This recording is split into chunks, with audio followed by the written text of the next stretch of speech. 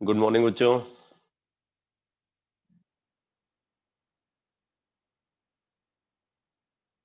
Good morning.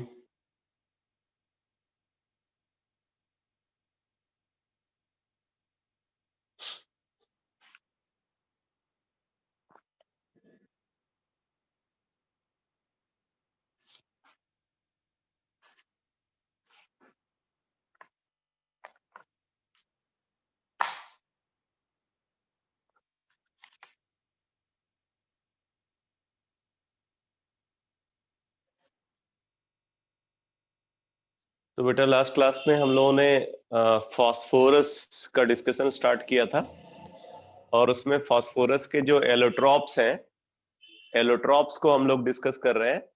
और उस discussion में हमने व्हाइट फास्फोरस और रेड फास्फोरस की जो इंफॉर्मेशन एनसीईआरटी में गिवन है उसको हमने पढ़ा हुआ है।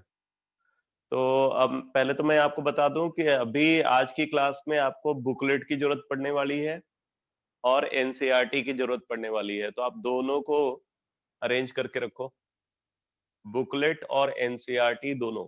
एनसीईआरटी तो होगी आपके पास, बुकलेट भी आप ओपन करके रखो।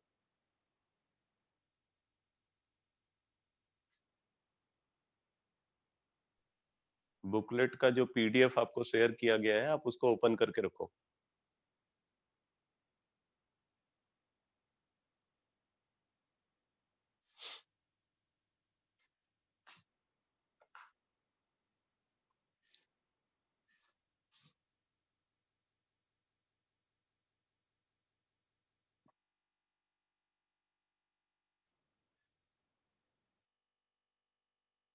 तो सबसे पहले मैं आपको बताने जा रहा हूं व्हाइट फास्फोरस और रेड फास्फोरस की कंपैरेटिव स्टडी। ठीक है, तो आप एक हेडिंग डाल करके इसको नोट करो, comparative study between white phosphorus and red phosphorus. comparative study between white phosphorus and red phosphorus.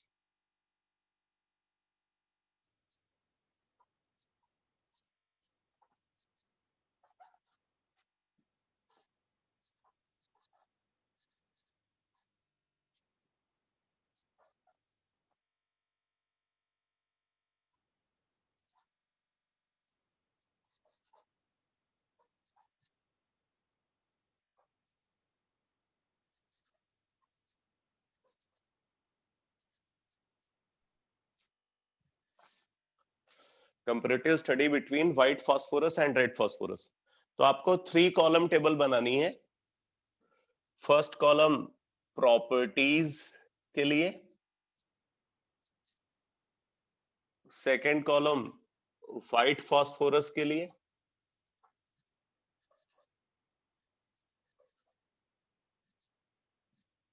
And third column red phosphorus के लिए।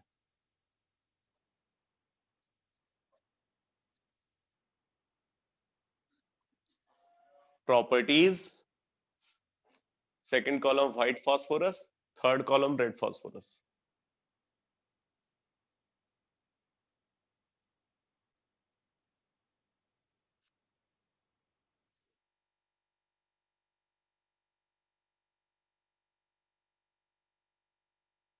तो प्रॉपर्टीज में फर्स्ट प्रॉपर्टी लिखो, physical state. Physical state, physical state. White phosphorus में लिखो soft वैक्सी solid. Soft वैक्सी solid. वैक्सी solid इसलिए है क्योंकि ये मॉलिक्यूलर सॉलिड है। ठीक है, मॉलिक्यूलर सॉलिड जो होते हैं वो सॉफ्ट होते हैं, तो सॉफ्ट वैक्सी सॉलिड। और रेड फास्फोरस में लिखो ब्रिटल पाउडर। Brittle powder. ठीक है, इसके बाद आप नोट करो second point, colour. Colour,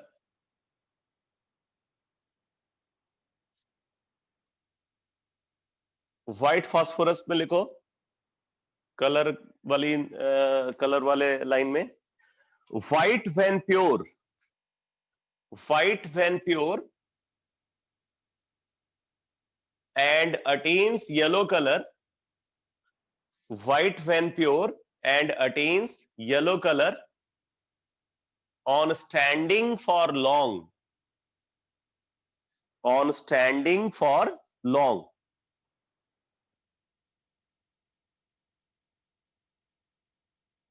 red phosphorus पे लिखो, कलर वाले लाइन में, रेड, रेड रेड कलर होता है इसका। थर्ड पॉइंट लिखो, ओडर, ओडर। तो बताया था व्हाइट फास्फोरस का ओडर कैसा होता है, व्हाइट फास्फोरस का ओडर गार्लिक ओडर होता है। तो आप नोट कर लो, ओडर में गार्लिक ओडर व्हाइट फास्फोरस में, और रेड फास्फोरस में लिखो ओडरलेस, रेड फास्फोरस में ओडरलेस।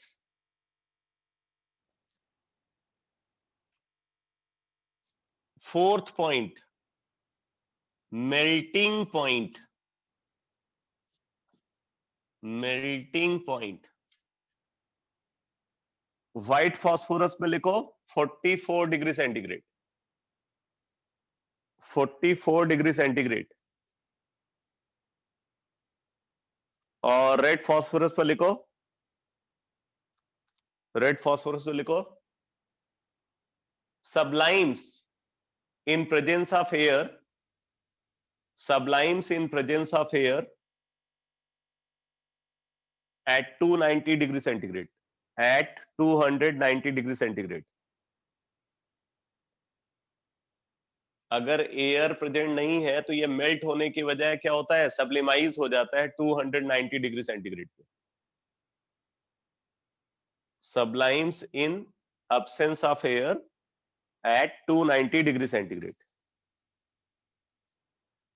नेक्स्ट पॉइंट लिखो, next property, solubility in water,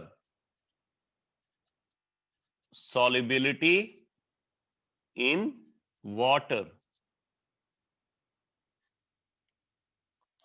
white phosphorus में लिखो इनसॉल्युबल, व्हाइट फास्फोरस में इनसॉल्युबल, और रेड फास्फोरस में भी इनसॉल्युबल, दोनों वाटर में इनसॉल्युबल है। ठीक है, ये दोनों व्हाइट फास्फोरस और रेड फास्फोरस दोनों इनसॉल्युबल है इन वाटर। फिर लिखो solubility in carbon disulphide, solubility in carbon disulfide, solubility in carbon disulfide।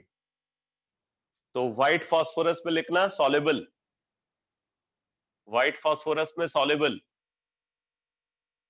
और रेड फास्फोरस में लिखो insoluble। व्हाइट फास्फोरस में soluble और रेड फास्फोरस में insoluble। वाटर में दोनों insoluble है, कार्बन डाइसल्फाइड में व्हाइट फास्फोरस soluble होता है और रेड फास्फोरस insoluble होता है। ठीक है, इसी तरीके से नेक्स्ट पॉइंट लिखो, chemical reactivity, chemical reactivity, chemical reactivity.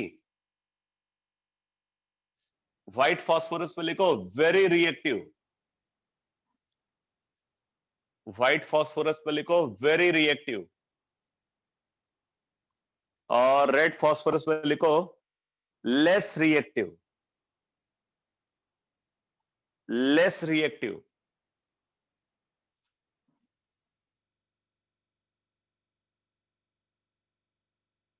अगली प्रॉपर्टी लिखो, next property stability, stability.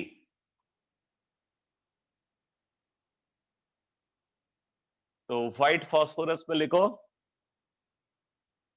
Unstable, white phosphorus unstable है, एंगुलर स्ट्रेन बहुत ज्यादा होता है, कल बताया था। अनस्टेबल, और रेड फास्फोरस में लिखो स्टेबल, रेड फास्फोरस में स्टेबल। नेक्स्ट प्रॉपर्टी लिखो फॉस्फोरिसेंस, फॉस्फोरिसेंस, फॉस्फोरिसेंस जिसको केमिल्यूमिनेसेंस भी बोलते हैं, फॉस्फोरिसेंस और केमिल्यूमिनेसेंस, डार्क में ग्लो करना, इसको फॉस्फोरिसेंस बोलते हैं, फॉस्फोरिसेंस और केमिल्यूमिनेसेंस। इसमें लिखो व्हाइट फास्फोरस, व्हाइट फास्फोरस में लिखो, व्हाइट फास्फोरस में glows in dark, white phosphorus में लिखना ग्लोज इन डार्क, और रेड फास्फोरस में does not glow in dark, does not glow in dark. तो अगर आपसे पूछा जाए कि फॉस्फोरिसेंस कौन दिखाता है, फॉस्फोरिसेंस कौन दिखाता है, व्हाइट फास्फोरस और रेड फास्फोरस, तो आप बोलोगे व्हाइट फास्फोरस फॉस्फोरिसेंस और केमिल्यूमिनेसेंस दिखाता है, रेड फास्फोरस नहीं दिखाता। ठीक है, डार्क में ग्लो करना इसी को बोलते हैं फॉस्फोरिसेंस और केमिल्यूमिनेसेंस, जिसमें व्हाइट फास्फोरस पार्टिसिपेट करता है, रेड फास्फोरस पार्टिसिपेट नहीं करता। ठीक है, अगली प्रॉपर्टी लिखो, next property burning in air, burning in air, burning in air. तो जब एयर में हम बर्न कराते हैं तो व्हाइट फास्फोरस P4O10 बनाता है, लिख लो यहां पे व्हाइट फास्फोरस में it forms P4O10,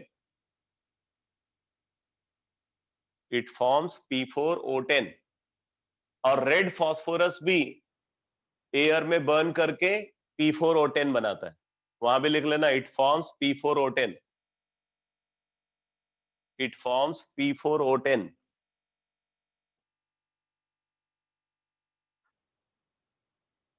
next point लिखो रिएक्शन विथ सोडियम हाइड्रोक्साइड,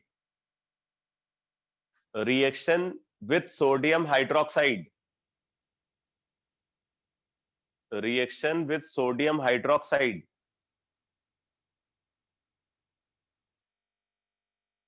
तो व्हाइट फास्फोरस आपने देखा है रिएक्शन कि व्हाइट फास्फोरस सोडियम हाइड्रोक्साइड के साथ बॉयल करने पे डिस्प्रपोर्शनेट हो जाता है, और डिस्प्रपोर्शनेशन के थ्रू फॉस्फीन गैस प्रोड्यूस होती है। ठीक है, तो reaction reaction with sodium hydroxide में लिख लो व्हाइट फास्फोरस में it undergo disproportionation, white phosphorus में लिखना it undergo disproportionation to evolve phosphine, it undergo disproportionation to evolve phosphine।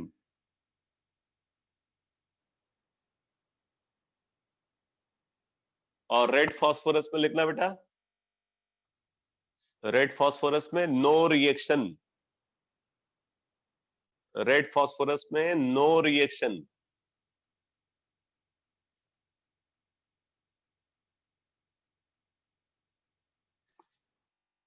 अब आप लिखो next property reaction with nitric acid, reaction with nitric acid, reaction with nitric acid. तो white phosphorus में लिखना it forms phosphoric acid H3PO4, it forms H3PO4। Red phosphorus भी H3PO4 form करता है, तो लिख लेना वहां पे it forms H3PO4।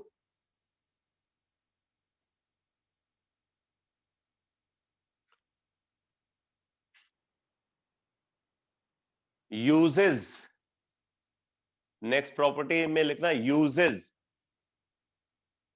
Uses,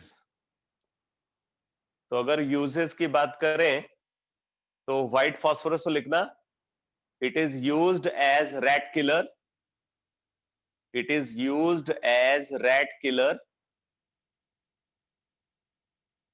as it is poisonous in nature, as it is poisonous in nature, as it is poisonous in nature. ठीक है, रेड फास्फोरस में लिखना, it is used in match industry, it is used in match industry, match industry में red phosphorus को use करते हैं।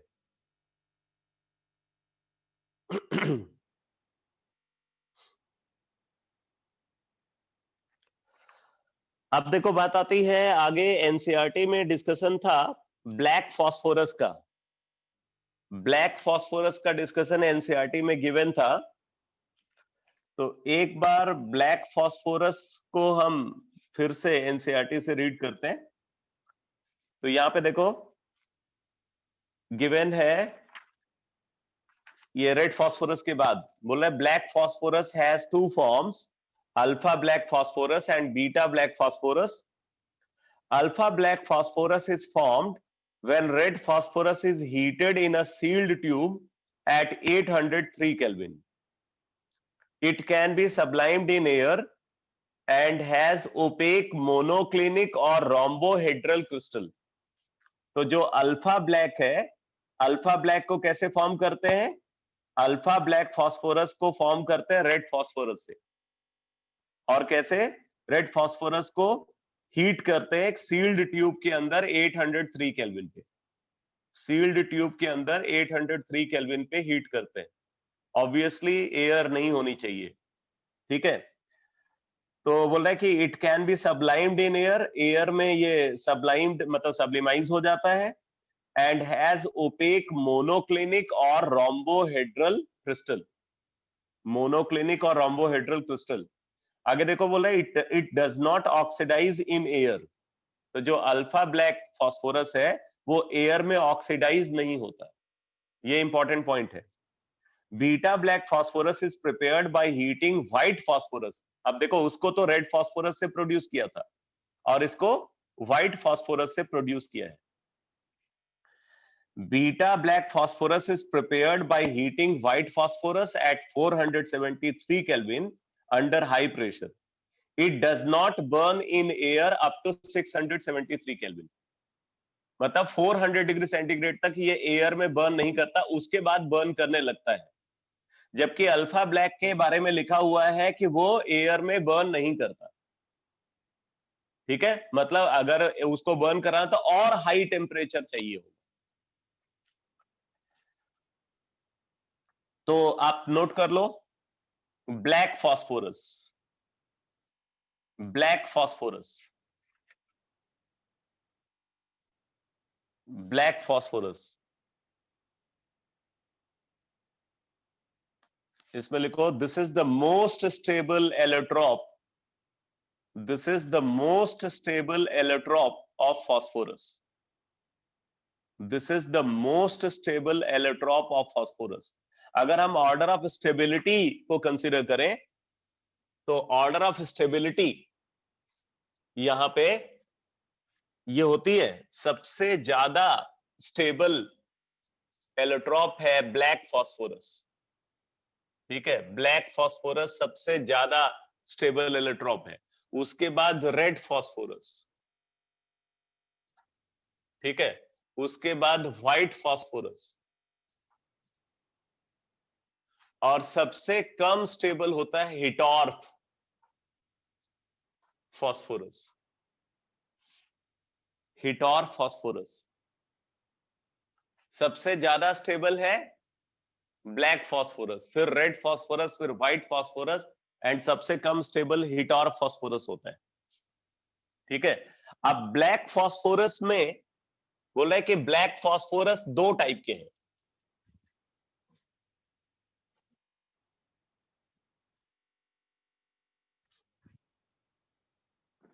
Black phosphorus को अगर कंसीडर किया जाए तो दो टाइप के ब्लैक फॉस्फोरस है, alpha black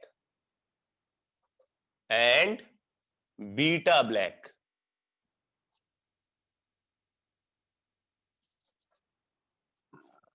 alpha black and beta black, ये दो टाइप के फॉस्फोरस हैं। अब अगर इनको कंपेयर किया जाए, इनकी कंपैरेटिव स्टडी करें, तो कंपैरेटिव स्टडी में क्या है, आप यहां पे कंपैरेटिव स्टडी के फॉर्म में ही इनको लिख लो।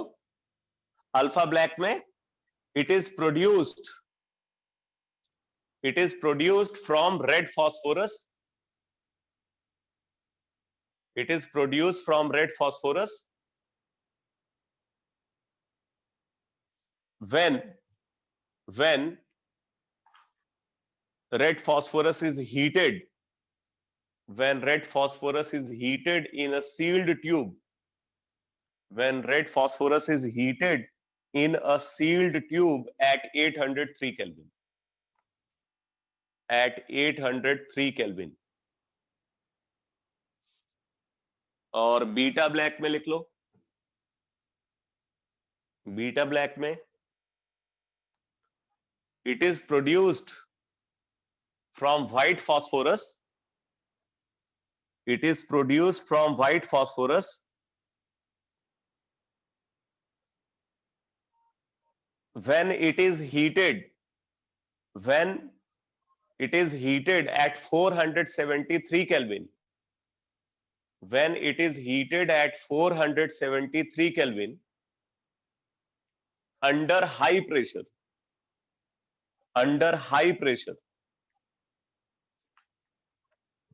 when it is heated at 473 Kelvin under high pressure।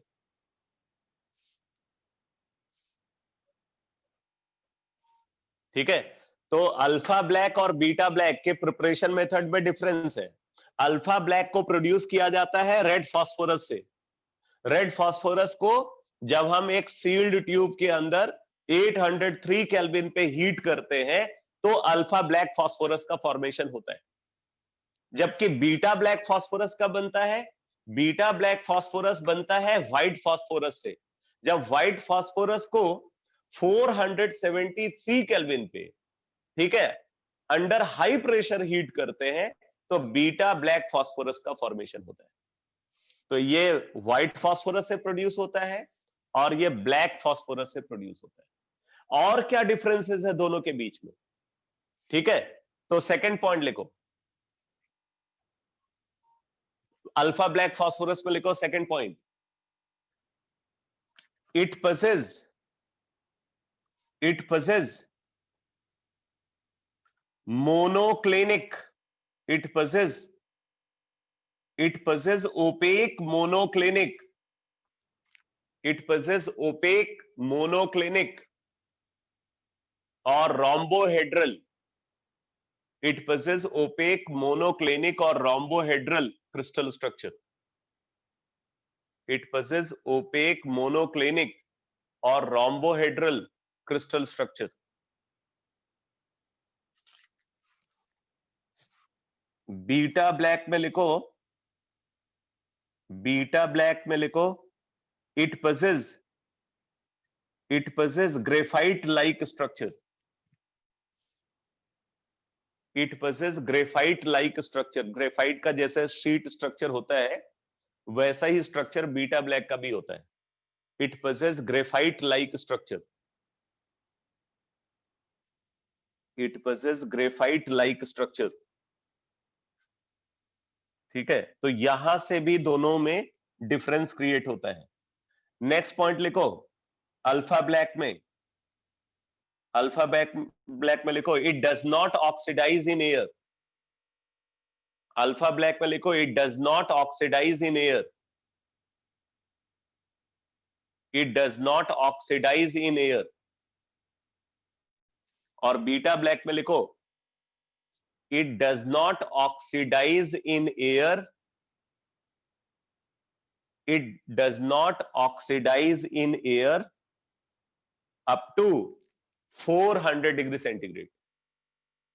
It does not oxidize in air up to 400 degree centigrade. उसके बाद क्या होगा? उसके बाद फिर ये ऑक्सीडाइज हो जाता है, मतलब ऑक्साइड का फॉर्मेशन करने लगेगा. ठीक है. एक और इंपॉर्टेंट डिफरेंस है दोनों के बीच में. अल्फा ब्लैक में लिखो.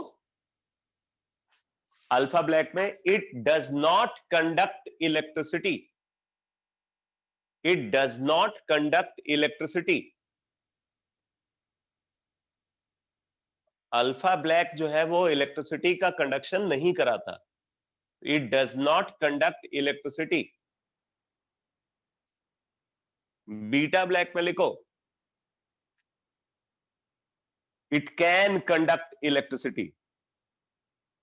It can conduct electricity. तो ये डिफरेंसेस हैं अल्फा ब्लैक और बीटा ब्लैक फास्फोरस के बीच में. ठीक है. तो मैंने आपको व्हाइट फास्फोरस और रेड फास्फोरस की कंपैरेटिव स्टडी बता दिया, और उसी तरीके से जो ब्लैक फास्फोरस के दो क्लासिफिकेशन है, alpha black and beta black, उनका जो कंपैरेटिव स्टडी है उसको भी डिस्कस कर दिया. तो ये तो फास्फोरस के एलोट्रॉप का डिस्कशन हो गया. अब इसके बाद बुकलेट में, ये बुकलेट में नहीं, एनसीईआरटी में देखो अगली इंफॉर्मेशन गिवन है फॉस्फीन, फास्फोरस के कंपाउंड्स. तो फॉस्फीन को कंसीडर कर रहे हैं. तो यहां पे बोल रहा है कि phosphine is prepared by the reaction of calcium phosphide with water और डाइल्यूट HCl. अगर कैल्शियम फॉस्फाइड को वाटर के साथ ट्रीट कर रहे हैं या डाइल्यूट HCl के साथ ट्रीट कर रहे हैं तो फॉस्फीन का फॉर्मेशन होता है. ठीक है. अब ये बात मैं आपको पहले भी बता चुका हूं, बाइनरी कंपाउंड्स का जब पीछे डिस्कशन हमने किया था तो वहां पे भी मैंने इस बात को आपको बताया था. तो जैसे कैल्शियम फॉस्फाइड है, तो कैल्शियम फॉस्फाइड की अगर आप हाइड्रोलिसिस करा रहे हो तो क्या होगा? जो कैल्शियम है वो तो कैल्शियम हाइड्रोक्साइड में कन्वर्ट हो जाएगा, और जो फास्फोरस प्रेजेंट है, फास्फोरस यहाँ पे फॉस्फीन बना लेगा. तो 6H2O यूज होगा. Ca3P2 plus 6H2O gives 3CaOH twice plus 2 phosphine.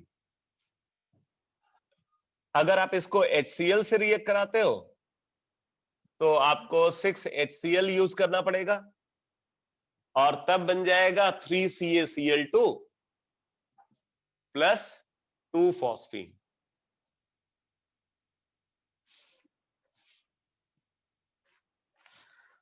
इसी तरीके से बता रहे हैं यहां पे कि अगर आपको लेबोरेटरी में फॉस्फीन बनाना है, लेबोरेटरी मेथड ऑफ प्रिपरेशन, तो बोल रहा है कि it is prepared by heating white phosphorus with concentrated NaOH. जो पीछे रिएक्शन गिवन थी, व्हाइट फास्फोरस को कंसंट्रेटेड NaOH सॉल्यूशन के साथ in an inert atmosphere of CO2. ये बड़ी इंपॉर्टेंट रिएक्शन है, ये कॉम्पिटिटिव एग्जाम में कई बार पूछी गई है. ठीक है. एनसीईआरटी में ये रिएक्शन गिवन है, ये कॉम्पिटिटिव एग्जाम में कई बार रिएक्शन पूछी गई है अलग अलग तरीके से. इनफैक्ट यहाँ पे जो वैलेंसी फैक्टर है फास्फोरस का वो भी पूछा गया है, और ये एक स्पेशल केस है क्योंकि यहाँ पे फास्फोरस जो है वो डिस्प्रोपोर्शनेट हो रहा है. तो फास्फोरस का एन फैक्टर भी पूछा गया है इस रिएक्शन को लेकर के. तो अब अगर आप यहाँ पे देखो तो फास्फोरस जो है वो NaOH के साथ रिएक्ट करके, आप डिस्प्रोपोर्शनेशन रिएक्शन है, रिडॉक्स रिएक्शन के बैलेंसिंग का जो मेथड है उसको यूज करते हुए आप इसको बैलेंस कर सकते हो. तो P4 plus 3 NaOH plus 3 H2O, ठीक है, इन एन इनर्ट एटमॉस्फेयर. तो इनर्ट एटमॉस्फेयर प्रोवाइड करने के लिए हम यहाँ पे CO2 को यूज करते हैं. ठीक है. इनर्ट एटमॉस्फेयर प्रोवाइड करने के लिए CO2 को यूज करते हैं, हीट कर रहे हैं. तो क्या होगा? रिएक्शन के थ्रू तो यहाँ पे प्रोड्यूस होता है phosphine plus 3NaH2PO2. Phosphine plus 3NaH2PO2. तो P4 plus 3NOH plus 3H2O gives phosphine plus 3NaH2PO2। इसमें आप देख सकते हो फास्फोरस की ऑक्सीडेशन स्टेट यहाँ पे 0 है और यहाँ पे फास्फोरस की ऑक्सीडेशन स्टेट -3 है। ठीक है, और यहाँ पे फास्फोरस की ऑक्सीडेशन स्टेट अगर आप देखोगे तो 2 ऑक्सीजन का -4, तो 2 हाइड्रोजन का +2, सोडियम का +1, तो फास्फोरस का अगर आप ऑक्सीडेशन स्टेट देखोगे तो +1 है यहाँ पे। यानी कि फास्फोरस एक तो फॉस्फीन में कन्वर्ट हो रहा है, ये है रिडक्शन, और फास्फोरस NaH2PO2 में कन्वर्ट हो रहा है, ये है ऑक्सीडेशन।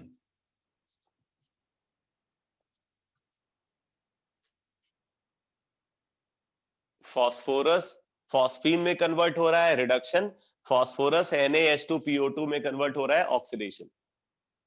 ठीक है, आप देख रहे हो कि यहाँ पे 4 फास्फोरस एटम है, 4 में से एक तो इस फॉर्म में कन्वर्ट हुआ और 3 इस फॉर्म में कन्वर्ट हुए। तो आप चाहो तो इसको ऐसे लिख सकते हो, ये आप इसको इस तरीके से ब्रेक करके लिख सकते हो, 1/4P4 प्लस 3/4P4। इसको आप ऐसे भी लिख सकते हो, 1/4P4 gets converted into phosphine and 3/4P4 gets converted into 3NaH2PO2। ठीक है, अब आप दोनों का वैलेंसी फैक्टर निकाल सकते हो। देखो यहां पे total change in oxidation state कितना है, तो 0 से -3, तो 3 यूनिट का चेंज है। ठीक है, यहां पे 3 यूनिट का चेंज है। तो अब आप देखो इसमें फास्फोरस जो है वो रिड्यूस हो रहा है, तो जिसका रिडक्शन होता है उसको हम ऑक्सीडाइजिंग एजेंट बोलते हैं। तो valency factor of phosphorus as oxidising agent, valency factor of phosphorus as oxidising agent अगर आप देखो तो टोटल 3 यूनिट का चेंज है, टोटल 3 यूनिट का चेंज है बेटा, 0 से -3, तो 3 यूनिट का चेंज है। अपॉन स्टोइकियोमेट्रिक कोफिशिएंट, तो स्टोइकियोमेट्रिक कोफिशिएंट अगर आप देखो तो 1/4 है, तो 3/1/4, 3/1/4, तो ये आ गया 12। इसका valency factor as a oxidising agent 12 है। ठीक है, और अगर इसका वैलेंसी फैक्टर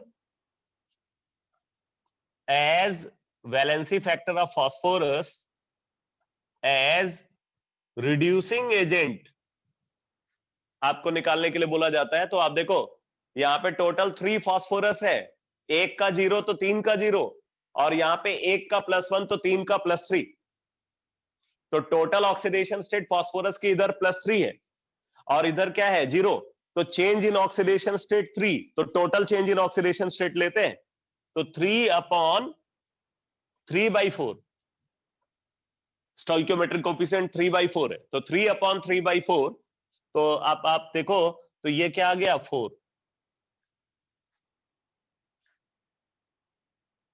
तो ये हो गया फास्फोरस का valency factor as a oxidising agent, और ये फास्फोरस का वैलेंसी फैक्टर हो गया एज अ रिड्यूसिंग एजेंट। अब अगर आपको मान लो इसको हम बोल रहे हैं N1 और इसको हम बोल रहे हैं N2, as a oxidising agent इसका वैलेंसी फैक्टर को N1 और एज अ रिड्यूसिंग एजेंट इसका वैलेंसी फैक्टर को N2 बोल रहे हैं, तो इसका ओवरऑल वैलेंसी फैक्टर क्या होगा, overall valency factor, overall valency factor of phosphorus,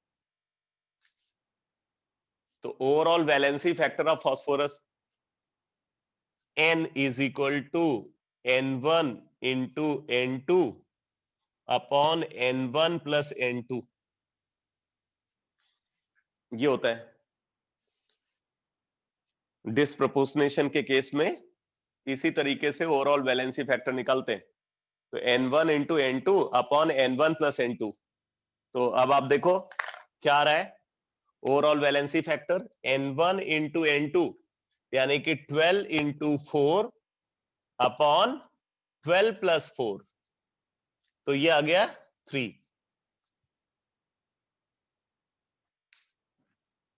overall valency factor of phosphorus 3 है। Valency factor of phosphorus as a oxidising agent 12 है। Valency factor of phosphorus as a reducing agent 4 है। तो ये clear हुआ बेटा? ये वैलेंसी फैक्टर डिटर्मिनेशन वाला जो डिस्कशन मैंने किया, ये आपको समझ में आया?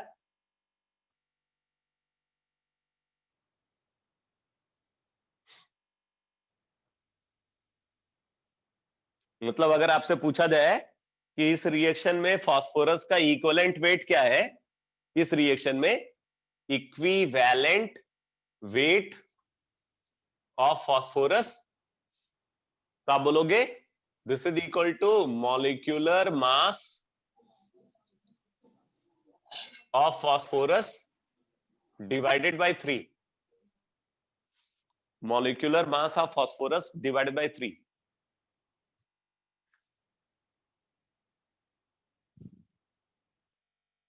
और अगर equivalent weight as a oxidising agent पूछ रहे हैं, तो एज अ ऑक्सीडाइजिंग एजेंट इसका इक्विवेलेंट वेट क्या हो जाएगा? Molecular mass of phosphorus divided by 12। और एज अ रिड्यूसिंग एजेंट इसका इक्विवेलेंट वेट क्या होगा? Molecular mass of phosphorus divided by 4।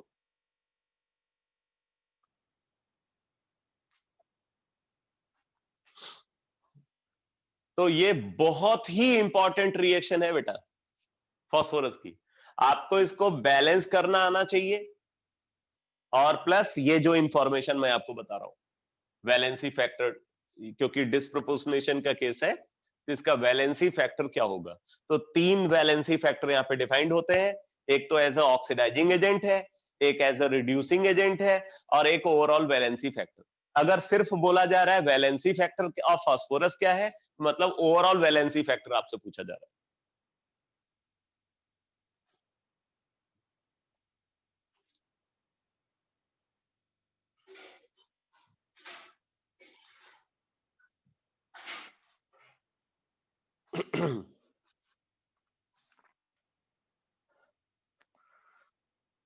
तो जैसे ये कैल्शियम फॉस्फाइड की हाइड्रोलिसिस से हमने ये फॉस्फीन बनाया है, इसी तरीके से एल्युमिनियम फॉस्फाइड की हाइड्रोलिसिस से भी आप फॉस्फीन का फॉर्मेशन कर सकते हो। तो ये रिएक्शन होगी यहाँ पे एल्युमिनियम हाइड्रोक्साइड प्लस फॉस्फीन। और इसी तरीके से एल्युमिनियम फॉस्फाइड को आप HCl से रिएक्ट करा करके भी फॉस्फीन बना सकते हैं। ये रिएक्शन होगी।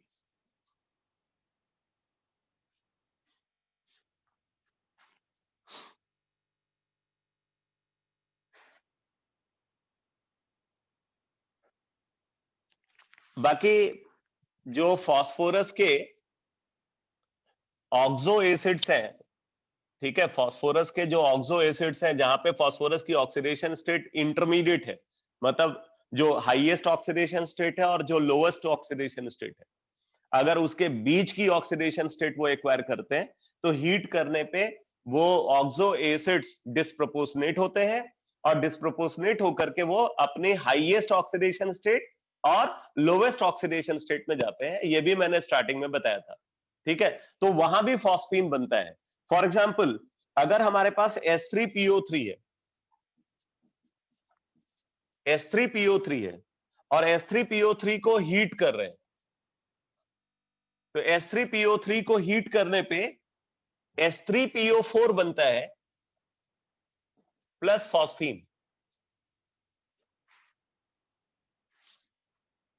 H3PO4 बनता है प्लस फॉस्फीन। अब आप यहां पे देख सकते हो, इसमें फास्फोरस की ऑक्सीडेशन स्टेट है +3, और यहाँ पे फास्फोरस की ऑक्सीडेशन स्टेट है +5, यहाँ पे फास्फोरस की ऑक्सीडेशन स्टेट है -3। तो आप देख रहे हो, ये फास्फोरस की हाईएस्ट ऑक्सीडेशन स्टेट है और ये फास्फोरस की लोएस्ट ऑक्सीडेशन स्टेट, ठीक। इसमें फास्फोरस अपनी इंटरमीडिएट ऑक्सीडेशन स्टेट को एक्वायर कर रहा है। तो इंटरमीडिएट ऑक्सीडेशन स्टेट के फॉर्म में अगर फास्फोरस प्रेजेंट है ऑक्सो एसिड के अंदर, तो उसको हीट करने पे वो डिस्प्रोपोर्शनेट हो जाता है, और डिस्प्रोपोर्शनेट होकर के क्या बना रहा है? हाईएस्ट ऑक्सीडेशन स्टेट वाला ऑक्सो एसिड और लोएस्ट ऑक्सीडेशन स्टेट वाला कंपाउंड, यानी कि फॉस्फीन बन रहा है। तो ये फॉस्फीन का एक और प्रिपरेशन मेथड है। इसी तरीके से फॉस्फीन को फॉर्म करने के लिए एक रिएक्शन ये भी हम कंसीडर करते हैं।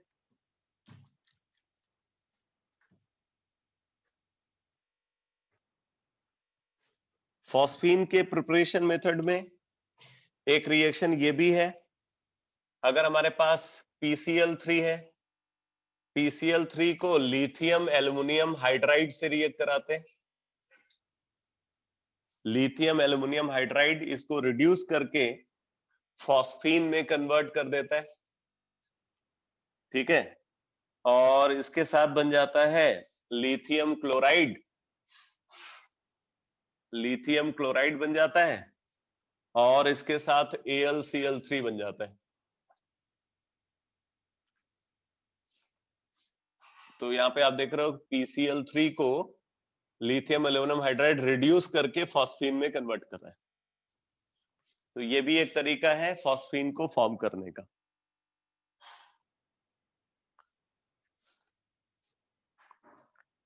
एक इंफॉर्मेशन और एनसीईआरटी में गिवन है, देखो, बोला when pure it is non inflammable.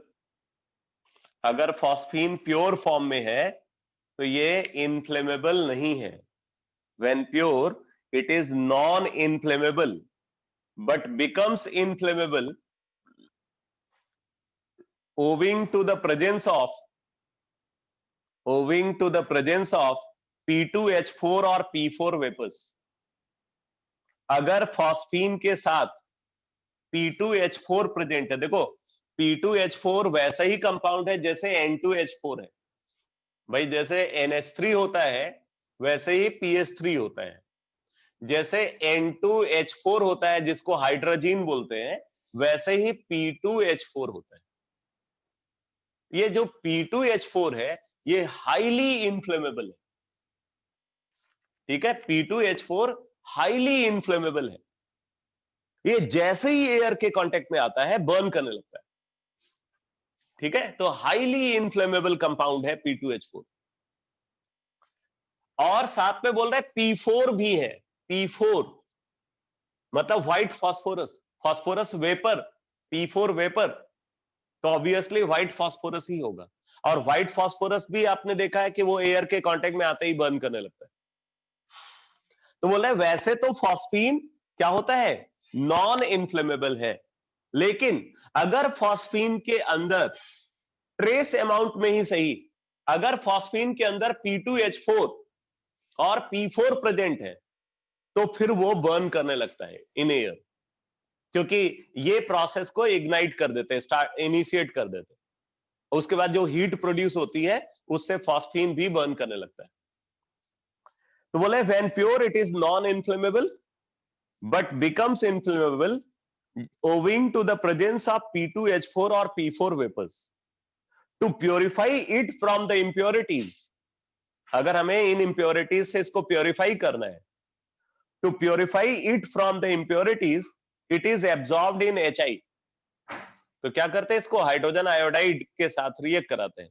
तो ये फॉस्फीन जो है वो HI से रिएक्ट करके फॉस्फोनियम आयोडाइड बना लेता है, जस्ट लाइक अमोनिया HI से रिएक्ट करके अमोनियम आयोडाइड बनाता है। जैसे अमोनिया HI से रिएक्ट करके अमोनियम आयोडाइड का फॉर्मेशन करता है, उसी तरीके से फॉस्फीन HI से रिएक्ट करके फॉस्फोनियम आयोडाइड का फॉर्मेशन करता है।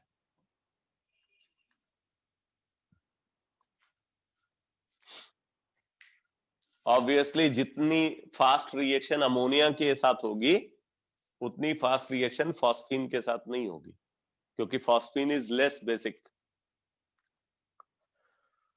तो बोल रहा है कि to purify it from the impurities it is absorbed in HI to form phosphonium iodide which on treating with KOH gives off phosphine. उसके बाद फिर क्या करते हैं, ये जो फॉस्फोनियम आयोडाइड बना है फॉस्फोनियम आयोडाइड को पोटेशियम हाइड्रोक्साइड के साथ रिएक्ट कराते हैं, इसको पोटेशियम हाइड्रोक्साइड के साथ रिएक्ट कराते हैं। तो पोटेशियम हाइड्रोक्साइड के साथ बॉयल करने पे क्या होता है, फॉस्फीन प्रोड्यूस होती है, ठीक है, Ki प्लस H2O। इस तरीके से फॉस्फीन को प्योरीफाई कर सकते हैं।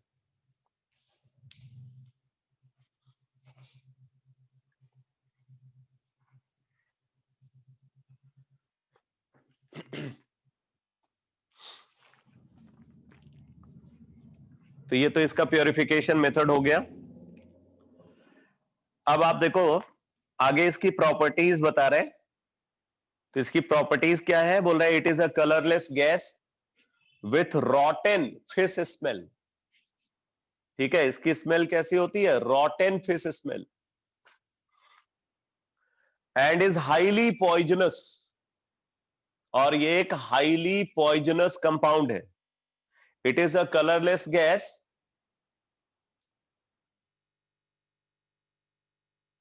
it is a colorless gas with rotten fish smell and is highly poisonous. It explodes in contact with traces of oxidizing agents like HNO3. तो बोल रहा है कि देखो फॉस्फीन जो है ना, फॉस्फीन एक अच्छा रिड्यूसिंग एजेंट है। तो नाइट्रिक एसिड के बारे में आप जानते हो कि नाइट्रिक एसिड एक अच्छा ऑक्सीडाइजिंग एजेंट है। तो ऑब्वियसली जब एक अच्छा ऑक्सीडाइजिंग एजेंट एक अच्छे रिड्यूसिंग एजेंट के कांटेक्ट में आएगा तो रिएक्शन एक्सप्लोसिवली होगी। तो इसीलिए बोल रहे हैं कि फॉस्फीन जो है वो नाइट्रिक एसिड के साथ एक्सप्लोड कर जाता है। ठीक है, तो it is a colourless gas with रॉटन fish smell and is highly poisonous. It explodes in contact with traces of oxidizing agents like HNO3, Cl2 and bromine vapors. तो अगर इसको नाइट्रिक एसिड के साथ, क्लोरीन के साथ या ब्रोमीन के साथ रिएक्ट कराएं तो ये एक्सप्लोड कर जाता है, बिकॉज ये तीनों क्या है, ऑक्सीडाइजिंग एजेंट है। बट सॉलेबल, यहाँ पे आगे बोल रहा है कि it is slightly soluble in water. It is slightly soluble in water, मतलब वाटर में ये स्पेरिंगली सॉलेबल है। It is slightly soluble in water. लेकिन यहीं पे आप एक चीज और ऐड कर लेना, it is slightly soluble in water but soluble in carbon disulphide, but soluble in carbon disulphide and other organic solvents.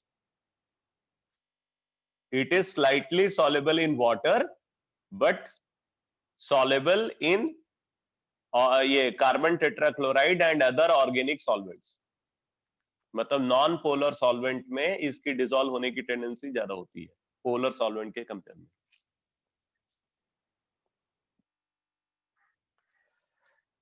आगे देखो, बोले the solution of phosphine in water decomposes in presence of light giving red phosphorus and hydrogen. Phosphine का जो solution है water के साथ, जब ये लाइट के कांटेक्ट में आता है तो ये डिकम्पोज हो जाता है और इससे रेड फॉस्फोरस और हाइड्रोजन का फॉर्मेशन होता है। ठीक है, तो आप इसको एक तरीके से ऐसे बोल सकते हो, फॉस्फीन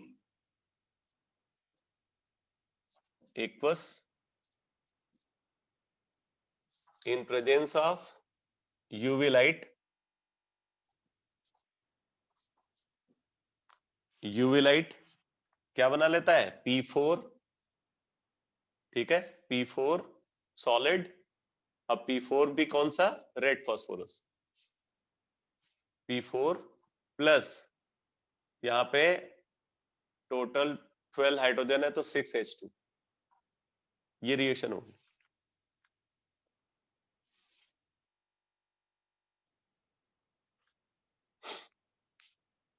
ठीक है, तो फॉस्फीन का जो एक्वस सोल्यूशन है, अगर वो यूवी लाइट के साथ एक्सपोज्ड हो जाए तो क्या होता है, ये P4 सॉलिड रेड फॉस्फोरस बन जाता है और हाइड्रोजन गैस प्रोड्यूस होती है।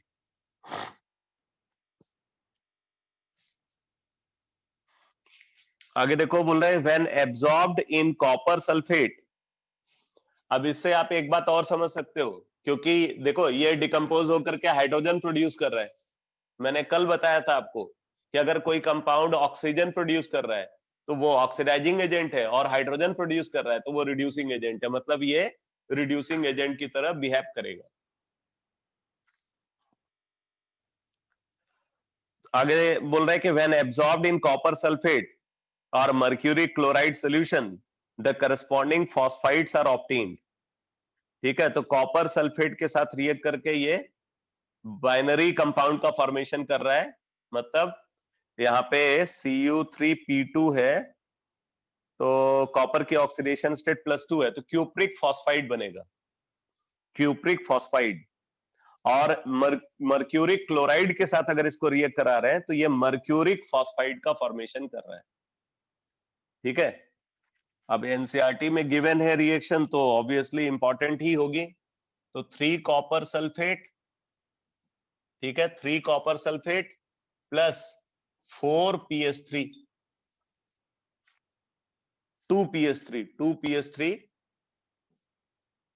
गिव्स, क्या हो रहा है, Cu3P2, Cu3P2 प्लस 3H2SO4। एक रिएक्शन ये हो रही है, दूसरी रिएक्शन यहां पे इसकी कंसीडर कर रहे हैं HgCl2 के साथ, HgCl2 के साथ। ठीक है, तो जब इसको HgCl2 के साथ रिएक्ट करा रहे हैं तो क्या बन रहा है, Hg3P2, mercuric phosphide, mercuric phosphide, बाकी HCl का फॉर्मेशन होता है। ठीक है, इसमें ये जो मर्क्यूरिक फॉस्फाइड है ये brownish black, brownish black precipitate होता है।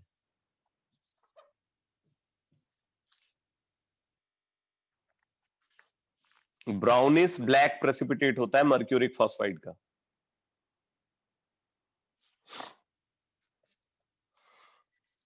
आगे देखो, बोले phosphine is weekly basic, phosphine is weakly basic and like ammonia gives phosphonium compounds with acids। तो जैसे अभी आपने देखा था फॉस्फीन HI से रिएक्ट कर जाता है, वैसे HBr HCl से भी ये रिएक्ट करेगा।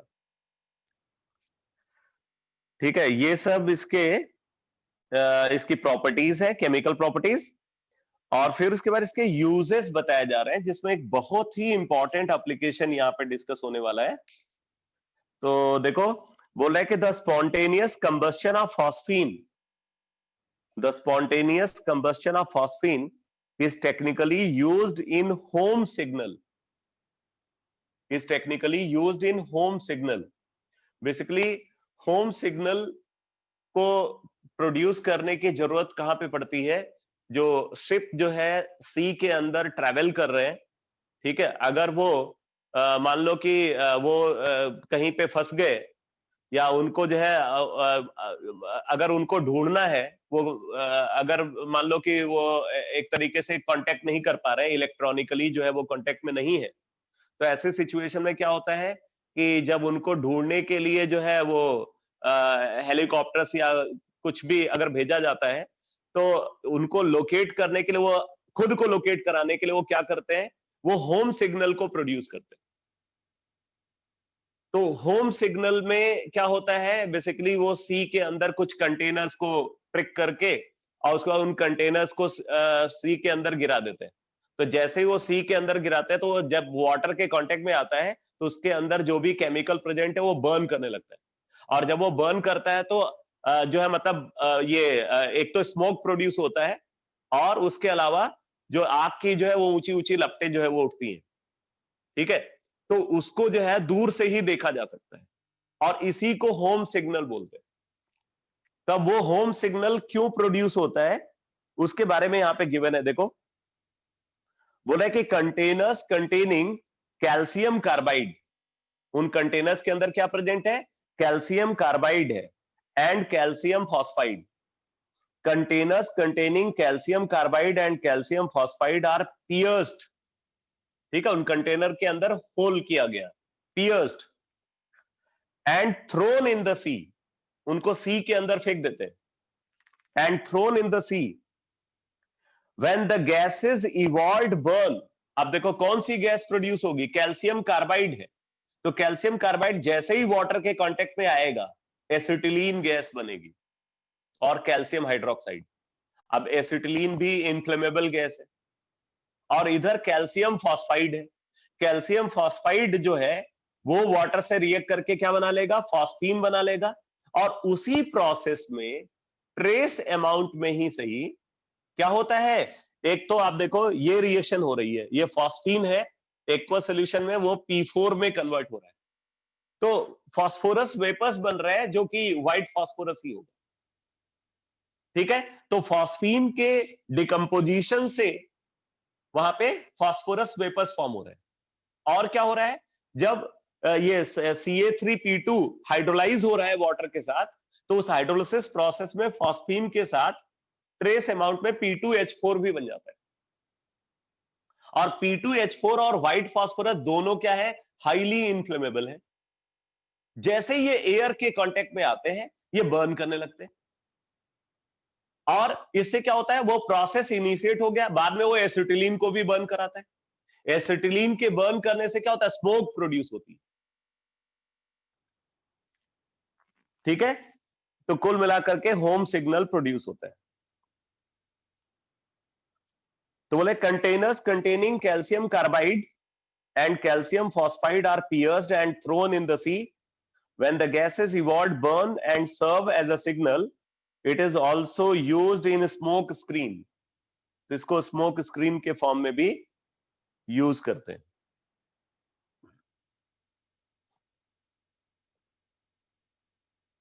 ठीक है, तो ये होम सिग्नल का कॉन्सेप्ट समझ में आ गया बेटा।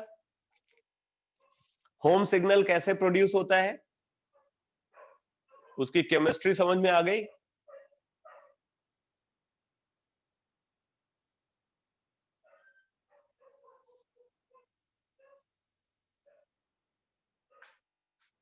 ठीक है, कैल्शियम कैल्शियम फॉस्फाइड है और कैल्शियम कार्बाइड प्रेजेंट है उसके अंदर। तो कैल्शियम फॉस्फाइड जब वाटर से रिएक्ट करेगा तो कैल्शियम हाइड्रोक्साइड, फॉस्फीन और ट्रेस अमाउंट में P2H4 बनता है। और ये फॉस्फीन जो है वो वाटर के अंदर जैसे ही जाएगा क्या होगा, वो हाइड्रोलाइज होगा, वहां पे थोड़ी बहुत भी अगर यूवी लाइट प्रेजेंट है तो उससे क्या होता है, फास्फोरस वेपर्स बन जाते हैं। अब ये फास्फोरस वेपर और जो फॉस्फाजीन है, यानी कि हाइड्रोजीन जैसा कंपाउंड, फॉस्फाजीन उसको बोल सकते हो P2H4 को, तो फॉस्फाजीन और व्हाइट फास्फोरस ये इन्फ्लेमेबल है विथ एयर, तो एयर के कांटेक्ट में आते ही ये बर्न करने लगते हैं, और इनके जलने से फिर क्या होता है, फिर ये एसिटिलीन का भी कंबस्शन स्टार्ट कर देते हैं। और एसिटिलीन जब बर्न करेगा तो वो ल्यूमिनस स्मोकी फ्लेम प्रोड्यूस करता है। ल्यूमिनस स्मोकी फ्लेम जब वो जलेगा तो वो रेड कलर जो है वो प्रोड्यूस करेगा, रेड कलर जैसा या ऑरेंज कलर जैसा लाइट को प्रोड्यूस करेगा, और साथ में स्मोक भी प्रोड्यूस होती है।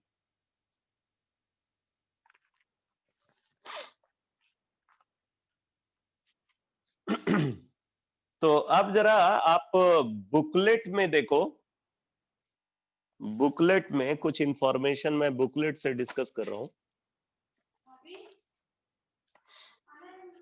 तो बुकलेट में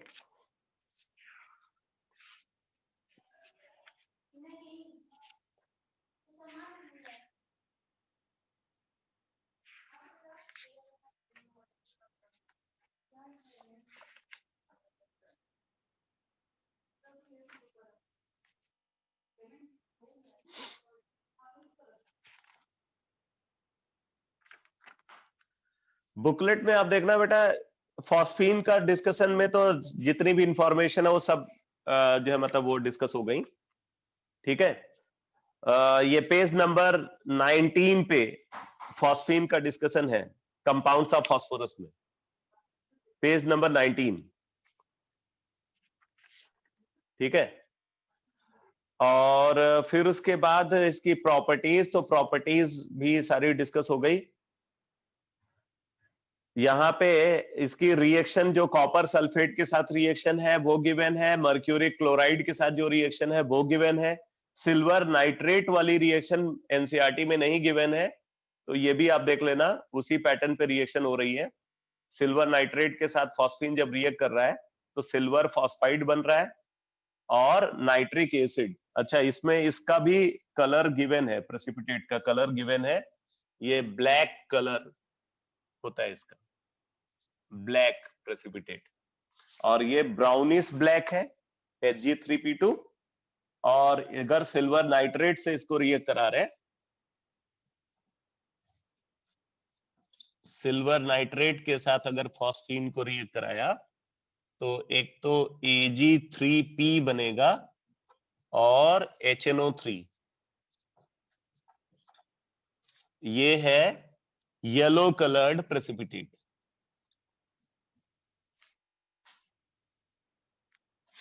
येलो कलर्ड प्रेसिपिटेट आप देख रहे हैं, सब में एक बात कॉमन है, सब में एसिड प्रोड्यूस हो रहा है, ठीक है, इन सब में एसिड प्रोड्यूस हो रहा है।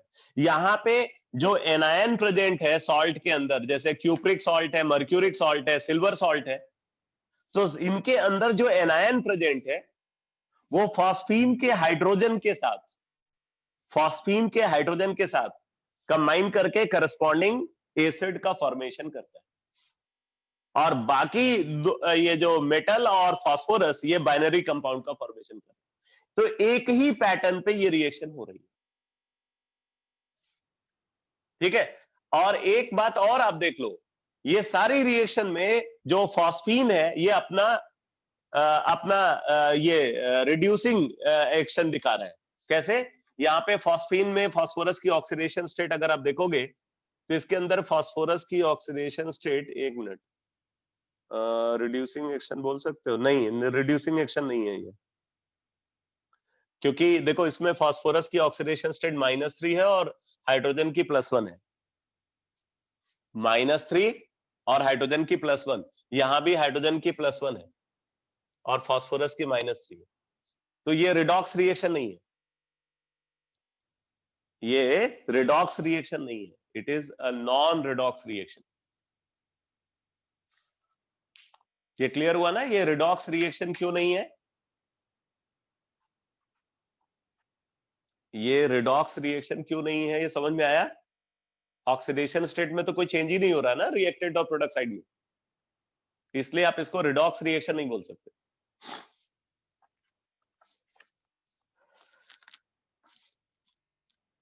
अब जरा आगे देखो, बोल रहा है कि it later on decomposes to black silver, ये Ag3P के बारे में बता रहे हैं। ये Ag3P है, ये फर्दर डिकम्पोज होकर के ब्लैक सिल्वर में कन्वर्ट हो जाता है।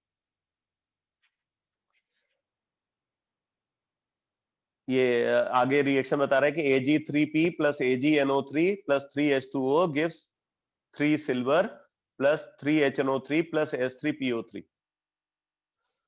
इसी के आगे रिएक्शन बता रहे हैं, ये Ag3P जो येलो प्रेसिपिटेट बना है, ये Ag3P सिल्वर नाइट्रेट से फर्दर रिएक्ट करके वाटर की प्रेजेंस में सिल्वर ब्लैक में कन्वर्ट हो जाता है, मतलब ब्लैक प्रेसिपिटेट में कन्वर्ट हो जाता है। बोला samples of phosphine can be dried using quicklime और सोडियम हाइड्रोक्साइड स्टिक्स। तो इसको अगर हमें मॉइस्चर फ्री बनाना है, फॉस्फीन के साथ अगर मॉइस्चर है तो इसको मॉइस्चर फ्री बनाने के लिए क्विकलाइन यानी कि CaO को यूज कर सकते हैं, या हम यहाँ पे सोडियम हाइड्रोक्साइड को यूज कर सकते हैं। Phosphine on heating eight 150 degree centigrade Burns forming S3PO4। मतलब रूम टेम्परेचर पे तो ये कंबस्टेबल नहीं है, इन्फ्लेमेबल नहीं है, लेकिन हायर टेम्परेचर पे ये बर्न करता है।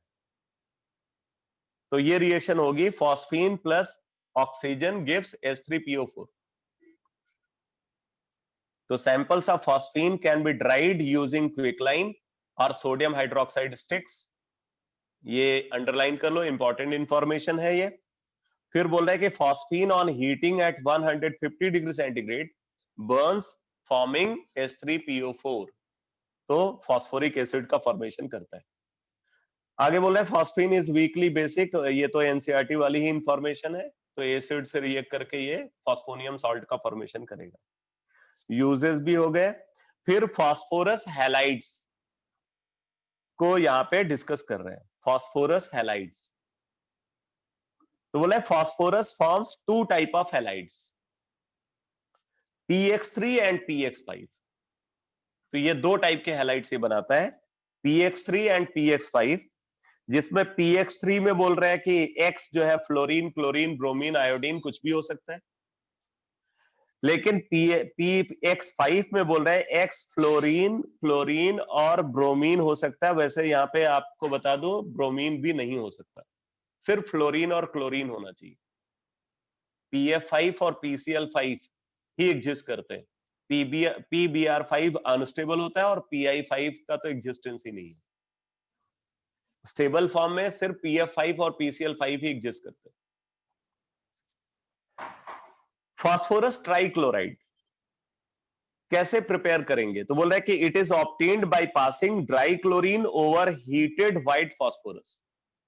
ये बहुत अच्छे से आप इसको समझना, क्योंकि PCl3 और PCl5 के प्रिपरेशन मेथड में बड़ा कंफ्यूजन है, ठीक है, इसलिए कंडीशन को अच्छे से देखना आपको।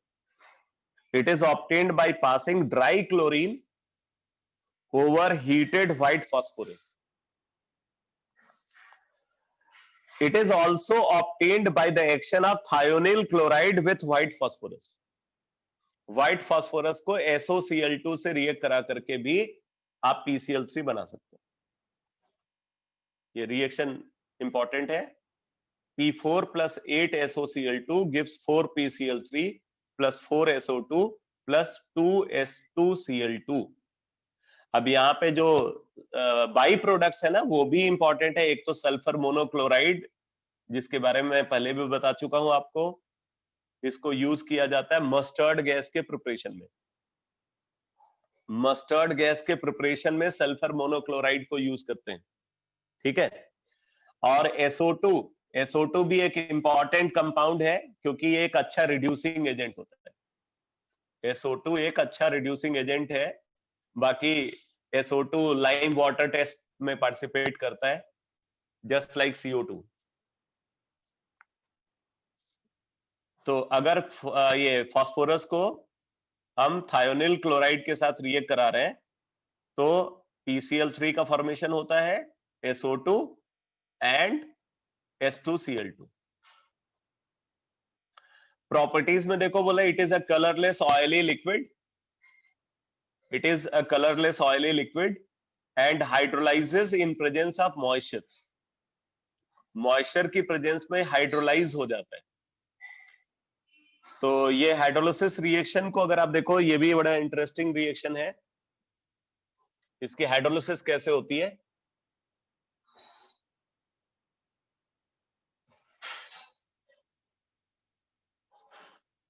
जैसे PCl3 है,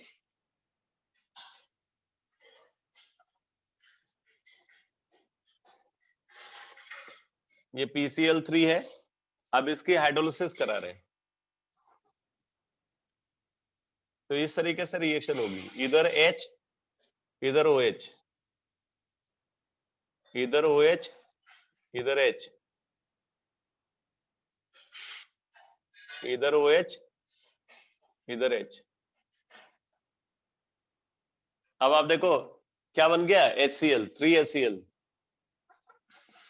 बाकी ये जो बीच वाला पार्ट है ये H3PO3 बना लेता है।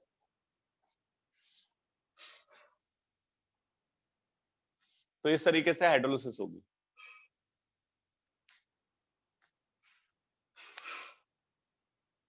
It reacts with organic compounds containing OH group such as acetic acid, ethanol। तो वैसा ही प्रोडक्ट जो है यहां भी बनेगा। जैसे देखो, अगर एसिटिक एसिड है तो एसिटिक एसिड के केस में क्या होगा, अब इसी पैटर्न पे आप समझ सकते हो। एसिटिक एसिड यानी कि CH3COOH, ठीक है, CH3COOH, और ऐसे ही यहाँ पे COCH3 आ गया। अब देखो बेटा, यहाँ पे जो क्लोरीन है वो क्या बना लेगा, एसिटाइल क्लोराइड, 3CH3COCl, 3CH3COCl, और क्या बन गया, H3PO3।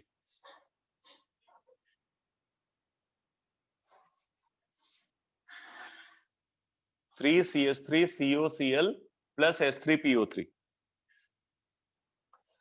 ऐसे ही अगर हम इथेनॉल के साथ रिएक्ट करा रहे हैं तो इथेनॉल के साथ भी इसी पैटर्न पे रिएक्शन होगी। इथेनॉल मतलब अब यहाँ पे क्या आ जाएगा, C2H5, यहाँ पे C2H5, और इधर भी आ जाएगा C2H5।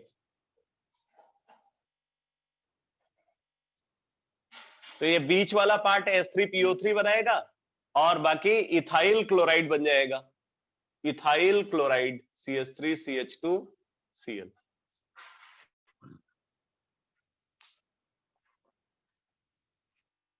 तो ये समझ में आ रहा है बेटा, वाटर के साथ रिएक्शन, एसिटिक एसिड के साथ रिएक्शन, इथेनॉल के साथ रिएक्शन, ये तीनों रिएक्शन क्लियर हो गई।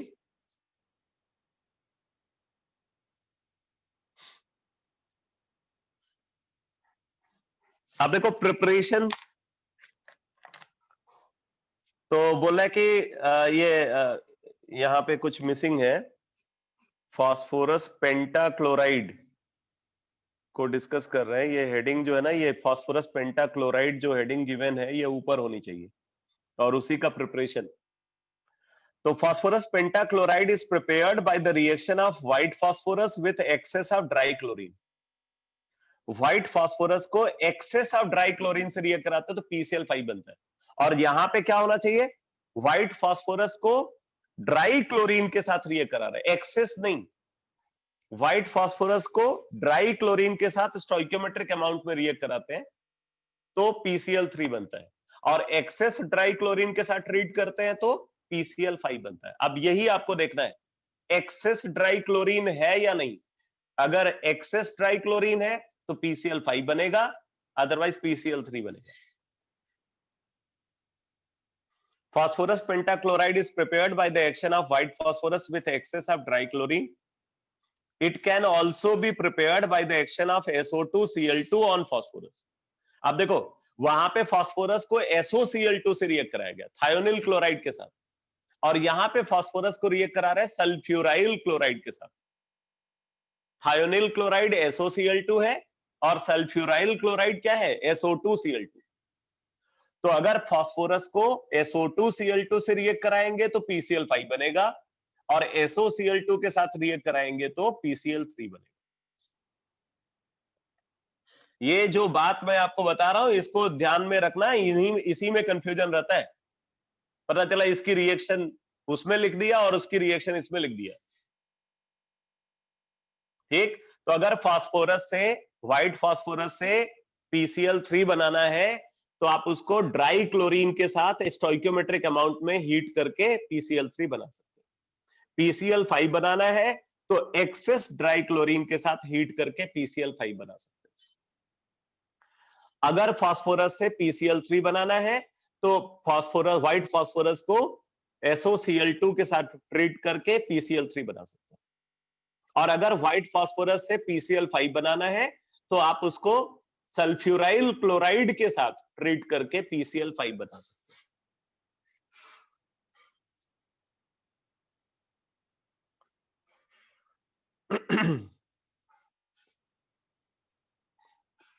बाकी दोनों की बैलेंस रिएक्शन आपको पता होनी चाहिए। इनऑर्गेनिक केमिस्ट्री में जब रिएक्शन पूछी जाती है लिखने को तो आपको बैलेंस फॉर्म में ही लिखना पड़ेगा। प्रॉपर्टीज में देखो, बोला PCl5 is yellowish white powder and in moist air it hydrolyses to POCl3। Moist air में ये हाइड्रोलाइज होकर के POCl3 का फॉर्मेशन करता है and finally gets converted to phosphoric acid. Last में चल करके H3PO4 में ही कन्वर्ट होता है, बट पार्शियली अगर ये हाइड्रोलाइज होगा तो POCl3 बनाएगा। अब जरा देखना, ये पार्शियल हाइड्रोलिसिस से POCl3 क्यों बनता है? देखो, PCl5 का स्ट्रक्चर तो आपको पता ही है कि अनसिमेट्रिकल स्ट्रक्चर होता है इसका।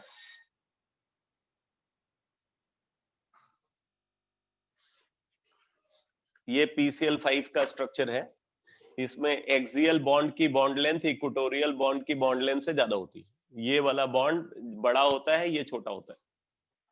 तो जब आप इसकी हाइड्रोलिसिस करा रहे हो, ठीक है, मतलब ट्रेस अमाउंट में वाटर है, ये वाटर जो है वो ट्रेस अमाउंट में है, मॉइस्चर। तो ऐसे सिचुएशन में देखो क्या होगा, यहाँ पे हाइड्रोजन आएगा और यहाँ पे OH आएगा, क्योंकि ये वीक बॉन्ड है, तो यही बॉन्ड पहले ब्रेक होता है। और उसी तरीके से इधर हाइड्रोजन आएगा और इधर क्या आएगा, OH। अब आप देख सकते हो यहाँ पे क्या बन जाएगा, यहाँ पे फॉर्म हो जाएगा COH Cl3 OH plus 2HCl।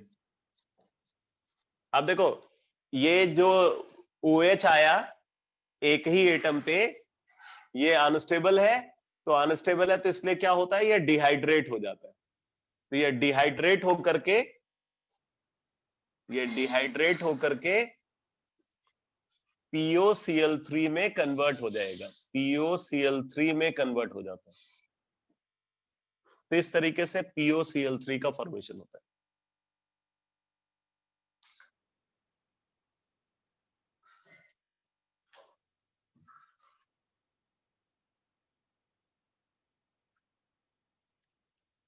यहाँ पे जो एक्सियल क्लोरीन है ना, वही पार्टिसिपेट करते हैं रिएक्शन में। पार्शियल हाइड्रोलिसिस होगी तो पहले एक्सियल क्लोरीन पार्टिसिपेट करेगा।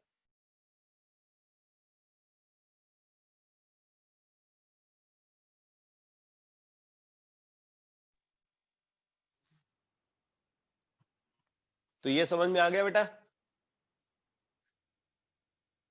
ये सारा डिस्कशन क्लियर हो गया पार्शियल हाइड्रोलिसिस वाला?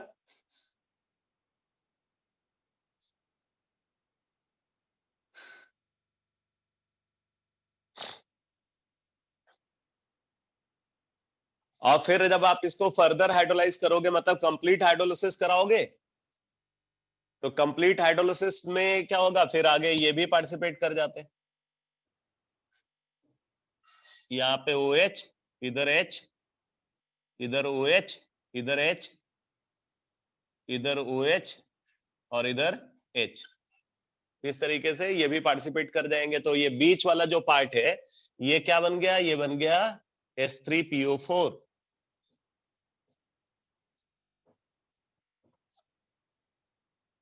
और इसके साथ क्या बन गया, HCl। ये कंप्लीट हाइड्रोलिसिस हो गई।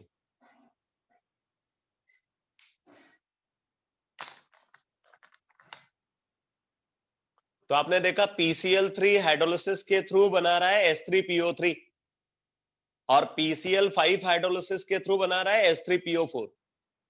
पार्शियल हाइड्रोलिसिस के थ्रू POCl3 और कंप्लीट हाइड्रोलिसिस के through H3PO4।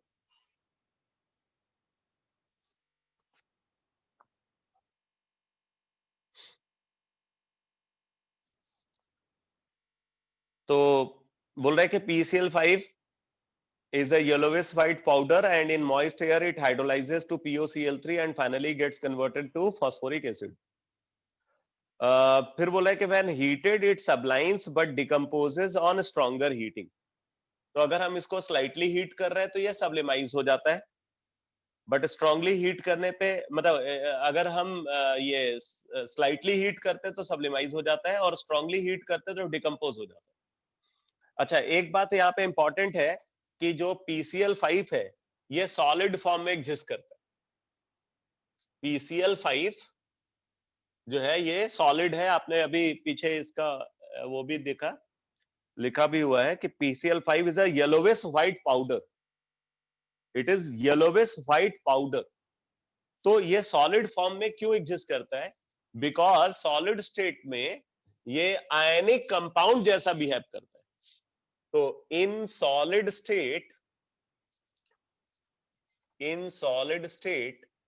PCl5 exist in ionic form, और इसका जो आयनिक फॉर्म होता है वो होता है PCl4 पॉजिटिव PCl6 नेगेटिव। ये इसका आयनिक फॉर्म होता है। सॉलिड स्टेट में PCl5 आयनिक फॉर्म में एग्जिस्ट करता है, और आयनिक फॉर्म में ये PCl4 पॉजिटिव कैटायन और PCl6 नेगेटिव एनायन के फॉर्म में एग्जिस्ट करता है। अब क्यों एग्जिस्ट करता है उसकी वजह देखो। जो PCl5 है, PCl5 में फास्फोरस का हाइब्रिडाइजेशन sp3d होता है, यानी कि इसकी ज्योमेट्री है ट्रायगोनल बाइपिरामिडल, जो कि अनसिमेट्रिकल ज्योमेट्री होती है। इसकी ज्योमेट्री ट्रायगोनल बाइपिरामिडल है, जो अनसिमेट्रिकल ज्योमेट्री होती है, और इस वजह से ये अनस्टेबल है। लेकिन जब ये सॉलिडिफाई होता है तो ये जो कैटायन एक्वायर करता है उसमें हाइब्रिडाइजेशन sp3, और जो एनायन एक्वायर करता है वहां पे हाइब्रिडाइजेशन sp3d2 होता है। sp3 के करस्पॉन्डिंग कैटायन की ज्योमेट्री टेट्राहेड्रल हो जाएगी, और sp3d2 के करस्पॉन्डिंग एनायन की ज्योमेट्री ऑक्टाहेड्रल हो जाएगी। दोनों ही सिमेट्रिकल ज्योमेट्रीज होती है। टेट्राहेड्रल ज्योमेट्री भी सिमेट्रिकल होती है और ऑक्टाहेड्रल ज्योमेट्री भी सिमेट्रिकल होती है, यानी कि वो सिमेट्रिकल ज्योमेट्री को एक्वायर करता है सॉलिड स्टेट में और स्टेबल होता है। ठीक है, जबकि इस यहां पे वो अनस्टेबल है। तो PCl5 सॉलिड स्टेट में इस तरीके से एग्जिस्ट करेगा, आयनिक सॉलिड की तरह बिहेव करता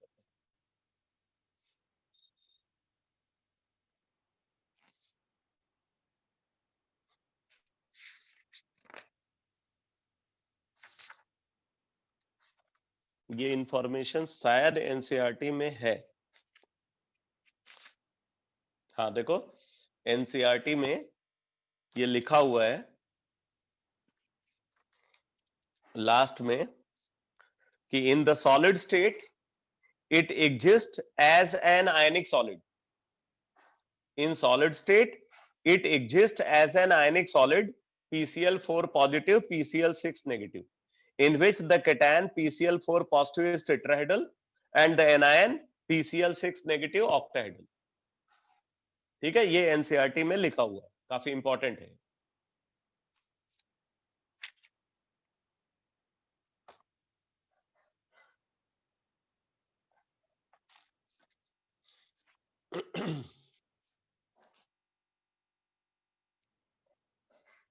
तो बोला कि when heated it sublimes but decomposes on stronger heating। तो अब यहाँ पे देखो, जब हम इसको हीट करते हैं, यानी कि ये पहले तो इस फॉर्म में एग्जिस्ट कर रहा है, PCl4 positive PCl6 negative solid, ये है। हीट करते हैं तो हीट करने पे ये क्या बन जाता है, ये पहले तो बन जाता है PCl5 गैस। ठीक है, ये सॉलिड जो है हीट करने पे PCl5 गैस में कन्वर्ट हो जाता है, और फिर उसके बाद अगर हम इसको और स्ट्रांगली हीट करते हैं, ठीक है, अगर हम इसको फर्दर हीट करते हैं, तब जाकर के ये डिकम्पोज होता है PCl3 में और Cl2 में।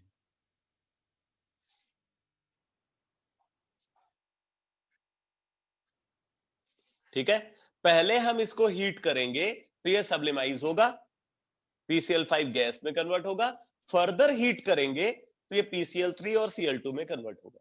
अब ये PCl3 और Cl2 में क्यों कन्वर्ट हो रहा है, वजह वही है, इसकी ज्योमेट्री आप देखो, यहाँ पे फास्फोरस 5 बॉन्ड क्लोरीन के साथ बना रहा है, जिसमें से 2 वीक बॉन्ड है और 3 स्ट्रॉन्ग बॉन्ड है। तो जो स्ट्रॉन्ग बॉन्ड है वो ब्रेक नहीं होते, हीट करने पे जो वीक बॉन्ड है वो ब्रेक हो जाता है, तो इसलिए ये PCl3 और Cl2 में कन्वर्ट हो।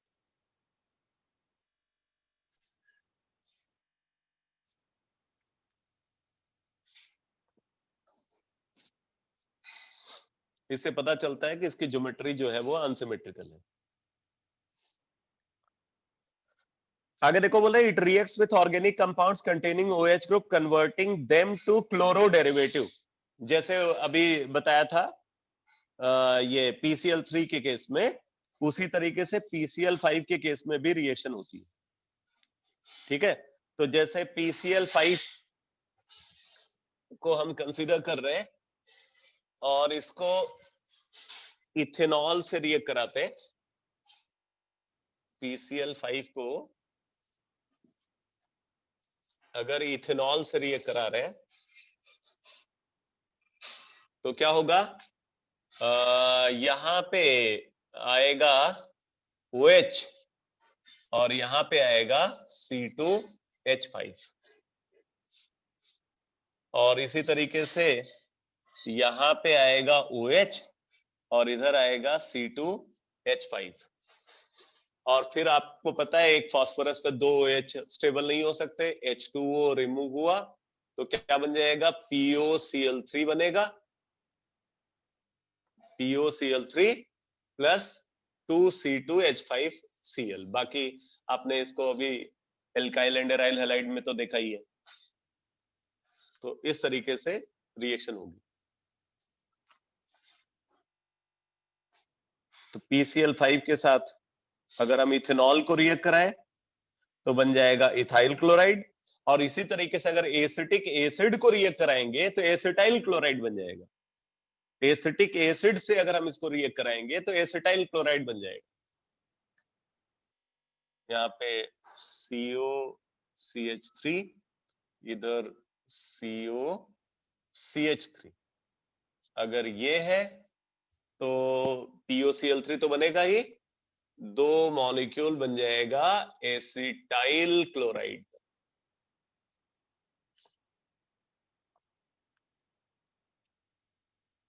तो it reacts with organic compounds containing OH group converting them to chloroDerivative। आगे देखो, बोला है finely divided metal on heating with PCl5 give corresponding chlorides, give corresponding chlorides। तो अगर इसको सिल्वर के साथ रिएक्ट करा रहे तो सिल्वर के साथ रिएक्ट कराने पे सिल्वर क्लोराइड बन जाता है, मतलब एक तरीके से एक अच्छा क्लोरीनेटिंग एजेंट है। तो सिल्वर के साथ रिएक्ट करके ये फॉर्म कर रहा है AgCl प्लस PCl3। अब इस प्रोसेस में ये हमेशा अपना एक्सियल वाला क्लोरीन ही डोनेट करेगा, ठीक है। और इसी तरीके से अगर हम इसको टिन के साथ रिएक्ट करा रहे हैं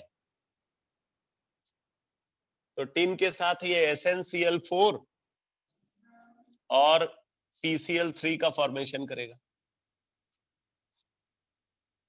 SnCl4 प्लस PCl3।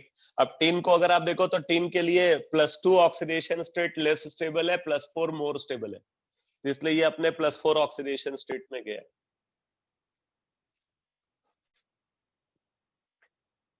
तो बोला it is used in the synthesis of some organic compounds, ethyl chloride and acetyl chloride reaction. आप देख ही रहे हो एसिटाइल क्लोराइड की रिएक्शन ये है, इथाइल क्लोराइड पहले देखा था। तो इनको बनाने के लिए फास्फोरस पेंटाक्लोराइड को यूज किया जाता है, ठीक है। अब इसके बाद आगे डिस्कस किया गया है ऑक्सो एसिड्स ऑफ फास्फोरस को। Oxo acids of phosphorus NCERT में आप देख लो,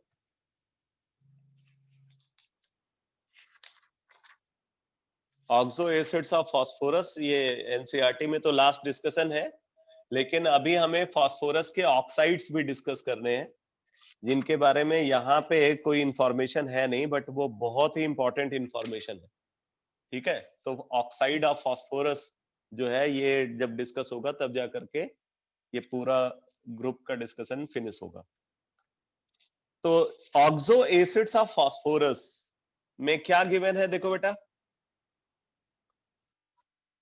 बोल रहे हैं कि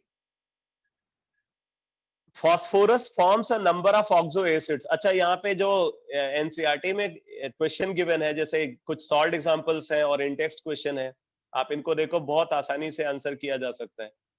जैसे बोल रहा है why does PCl3 fume in moisture, moisture की प्रेजेंस में PCl3 फ्यूम प्रोड्यूस क्यों करता है? तो इसका जवाब ये है कि वो मॉइस्चर से रिएक्ट करके HCl गैस बनाता है, तो HCl गैस के फॉर्मेशन की वजह से व्हाइट फ्यूम प्रोड्यूस होती है। फिर बोला है कि are all the 5 bonds in PCl5 molecule equivalent? Justify your answer. अब ये तो मैं समझता हूं कि हर स्टूडेंट को ये बात पता होगी कि PCl5 की ज्योमेट्री अनसिमेट्रिकल है, ट्रायगोनल बाइपिरामिडल ज्योमेट्री है, तो एक्सियल बॉन्ड की बॉन्ड लेंथ इक्वेटोरियल बॉन्ड की बॉन्ड लेंथ से ज्यादा होती है। तो इस वजह से क्या होगा, वही बात बोल रहे हैं कि axial bond is longer than that of equatorial bond. फिर इन टेस्ट क्वेश्चन में what happens when PCl5 is heated? तो PCl5 को आप हीट करोगे तो क्या होगा, पहले तो वो सब्लिमाइज होता है और बाद में वो क्या होता है, डिकम्पोज हो जाता है। PCl3 और Cl2 में अभी रिएक्शन बताया था। फिर बोला right a balance equation for the hydrolytic reaction of PCl5 in heavy water. अब अगर वाटर के साथ हम इसको रिएक्ट करा रहे हैं तो वाटर के साथ तो आपने देखा क्या बना, POCl3 बना, POCl3 बना, पार्शियल हाइड्रोलिसिस अगर कराया तो पार्शियल हाइड्रोलिसिस से POCl3 बना और HCl बना। तो अगर हैवी वाटर के साथ पार्शियल हाइड्रोलिसिस होगी तो POCl3 बनेगा और DCl बनेगा, 2DCl। और अगर कंप्लीट हाइड्रोलिसिस कराओगे तो क्या बन जाएगा, D3PO4 बन जाएगा, D3PO4 प्लस 5DCl। तो ये रिएक्शन होगी।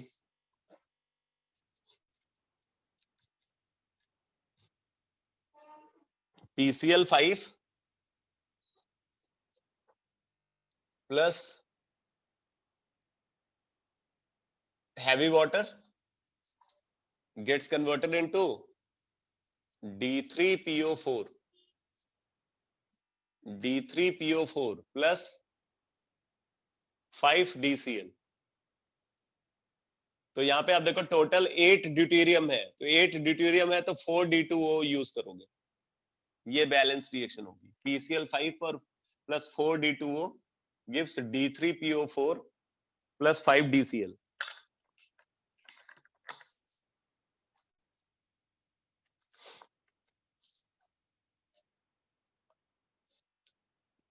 Oxo acids of phosphorus. तो ऑक्सो एसिड्स ऑफ फास्फोरस में बोल रहे हैं कि phosphorus forms a number of oxo acids, the important oxo acids of phosphorus with their formulas, method of preparation and the presence of some characteristic bonds in their structure are given in table 7.5। ठीक है, तो ये देखो ये यहाँ पे इनका structure given है। अब यहाँ पे कुछ इंफॉर्मेशन आपको हमेशा दिमाग में रखनी है कि जो फास्फोरस के ऑक्सो एसिड्स है, फास्फोरस के ऑक्सो एसिड्स में एक बात कॉमन है कि पी डबल बॉन्ड ओ जरूर होता है। फास्फोरस के जितने भी ऑक्सो एसिड्स हैं सब में आपको पी डबल बॉन्ड ओ जरूर मिलेगा। ठीक है, पी डबल बॉन्ड ओ जरूर होगा, बाकी फास्फोरस हमेशा पेंटावैलेंट होगा। पी डबल बॉन्ड ओ जरूर होगा और फास्फोरस पेंटावैलेंट होगा। तो अब जैसे देखो हाइपोफॉस्फोरस एसिड है जिसको फॉस्फेनिक एसिड भी बोलते हैं, H3PO2। तो इसका स्ट्रक्चर कैसा है, आप स्ट्रक्चर इनके फटाफट ड्रॉ कर सकते हो। तो H3PO2 का स्ट्रक्चर ऐसा होगा, P double bond O, OH, H, H। ये H3PO2 का स्ट्रक्चर है।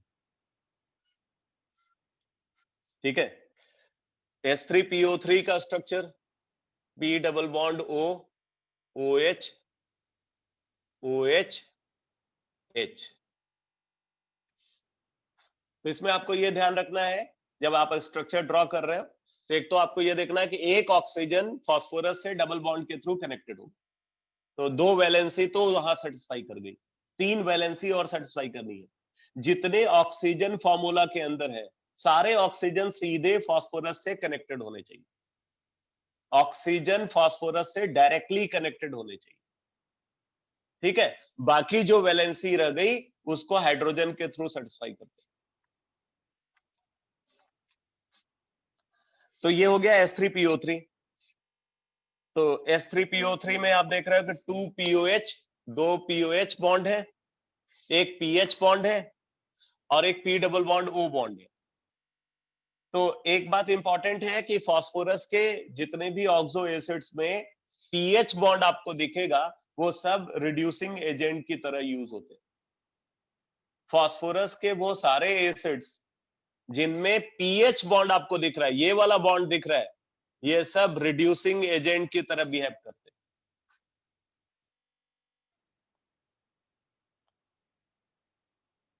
तो ये ऑर्थो फास्फोरस एसिड है जिसको हम फास्फोनिक एसिड भी बोलते हैं।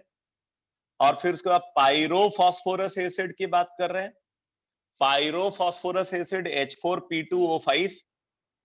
तो H4P2O5 है, P double bond O, P double bond O, ये तो होना ही चाहिए। तो 2 ऑक्सीजन यहाँ पे 3 रह गए। तो 3 रह गए तो कैसे आप इनको अरेंज करोगे?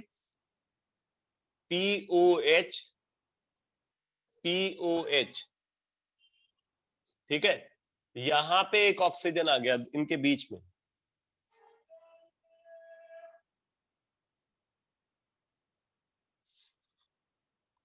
एक हाइड्रोजन यहां पे, एक हाइड्रोजन यहां पे, ये स्ट्रक्चर होना चाहिए।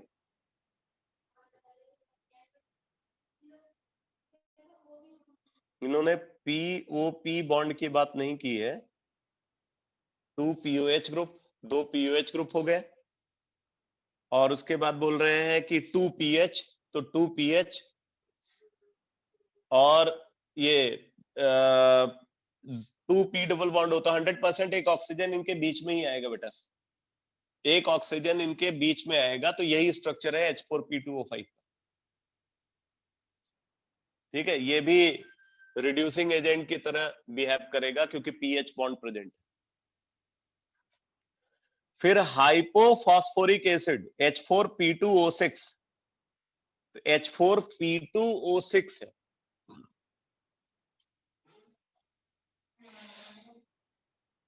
तो P डबल बॉन्ड O होना ही चाहिए। 2 ऑक्सीजन यहां पे हो गए, टोटल 6 है। तो 6 है तो 2 इधर,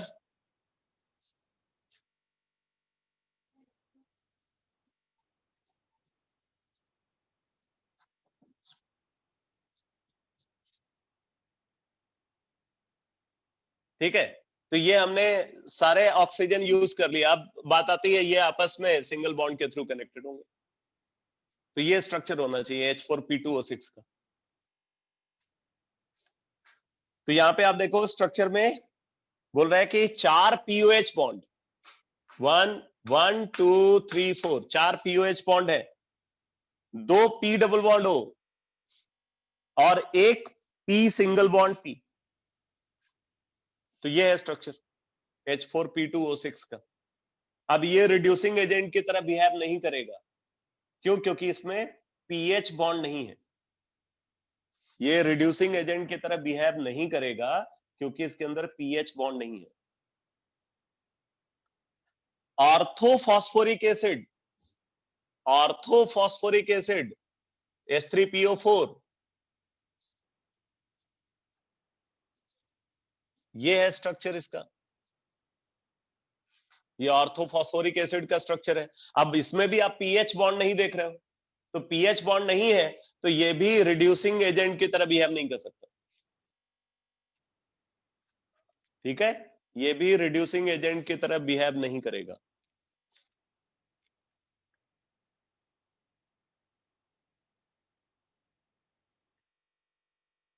पायरोफॉस्फोरिक एसिड H4P2O7, तो H4P2O7 में ये स्ट्रक्चर हो जाएगा। ये H4P2O7 है, पायरोफॉस्फोरिक एसिड। तो आप इसमें देख रहे हो कि 4 POH बॉन्ड है, 2 P double bond O bond है, एक POP बॉन्ड है। POP बॉन्ड यहां पे आप देख रहे हो।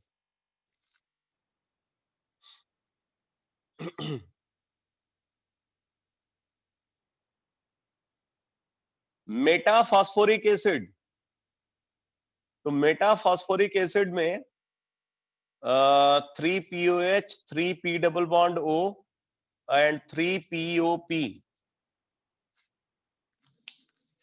ये बेसिकली साइक्लिक स्ट्रक्चर होता है इसका, मेटा फॉस्फोरिक एसिड का। तो यहां पे 3 फॉस्फोरस हैं,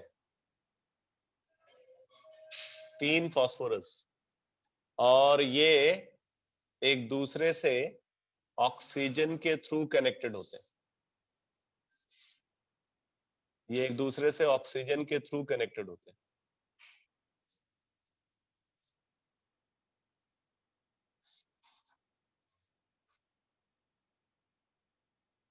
ठीक है।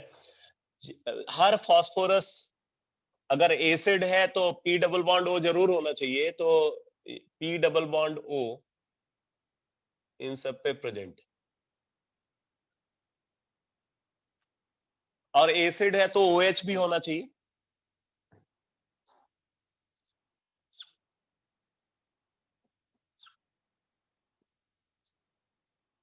ये स्ट्रक्चर होगा। ये है HPO3 thrice, HPO3 thrice, cyclotrimetaphosphoric acid. ठीक है, आप यहाँ पे अगर स्ट्रक्चर देखो इसका, तो 3POH, 1 2 3, 3POH बॉन्ड है, 3P double bond O, P double bond O, 1 2 3, 3P double bond O and 3POP, एक POP, 2 POP एंड 3 POP, तो टोटल ये स्ट्रक्चर होना चाहिए,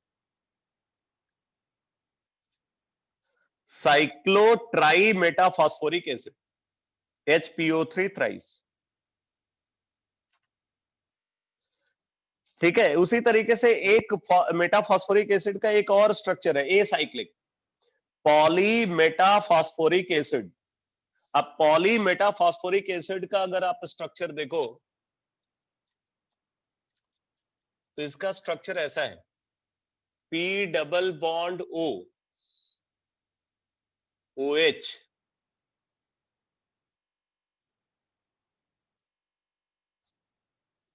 P double bond O, OH,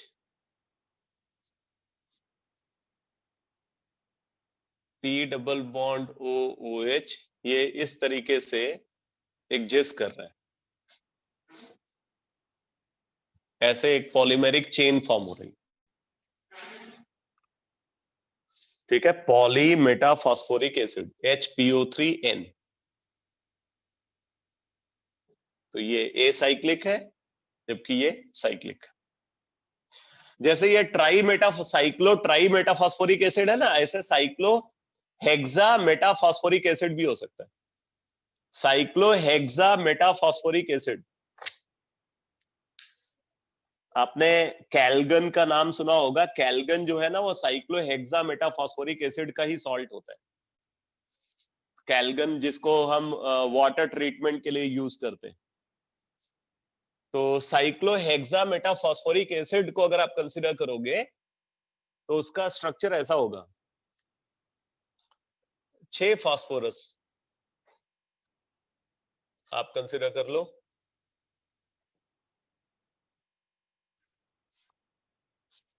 ठीक है, इनके बीच में ऑक्सीजन,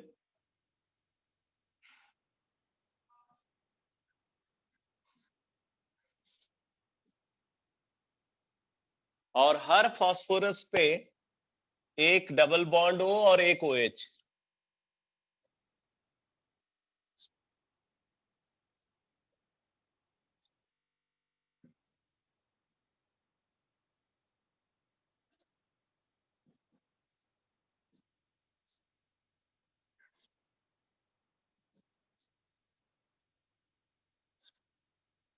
ये है स्ट्रक्चर, ये है HPO3 6, HPO3 6। ये आप इसको ऐसे लिख सकते हो, H6 P6 O18, H6P6O18।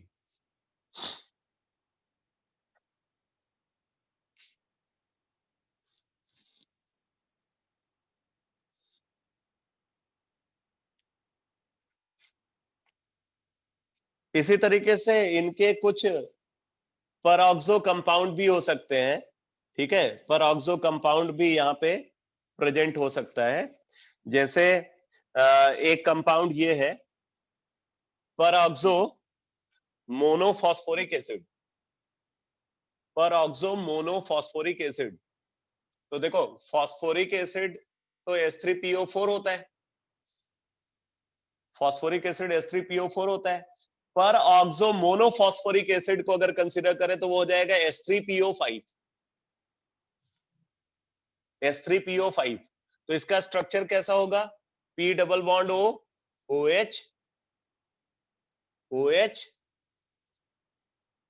OOH, ये परऑक्सो मोनोफॉस्फोरिक एसिड। और इसी तरीके से परऑक्सो डाइफॉस्फोरिक एसिड भी हो सकता है,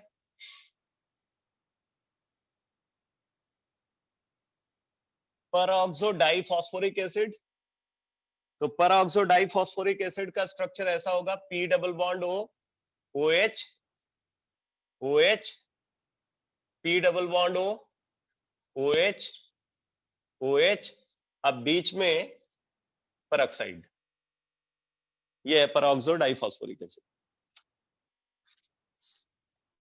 इनकी स्ट्रक्चरल एनालिसिस आपको पता होनी चाहिए। तो अब इसके बाद जो ये जो बचा हुआ डिस्कशन है एनसीईआरटी से, ये और उसके अलावा फास्फोरस के ऑक्साइड्स, ठीक है, तो इसको मैं नेक्स्ट क्लास में, मतलब मंडे की क्लास में ये डिस्कशन को कंप्लीट करते हुए मंडे की ही क्लास में मैं स्टार्ट कर दूंगा ग्रुप नंबर 16। तो ग्रुप नंबर 16 का डिस्कशन जो है मंडे की क्लास में स्टार्ट हो जाएगा। और आपका टेस्ट जो है वो जो आज होने वाला था, अब टेस्ट आपका ट्यूसडे को होगा, और ट्यूसडे जो है मतलब वो 1 घंटे का टेस्ट होगा, उसके बाद फिर क्लास होगी। ओके बेटा।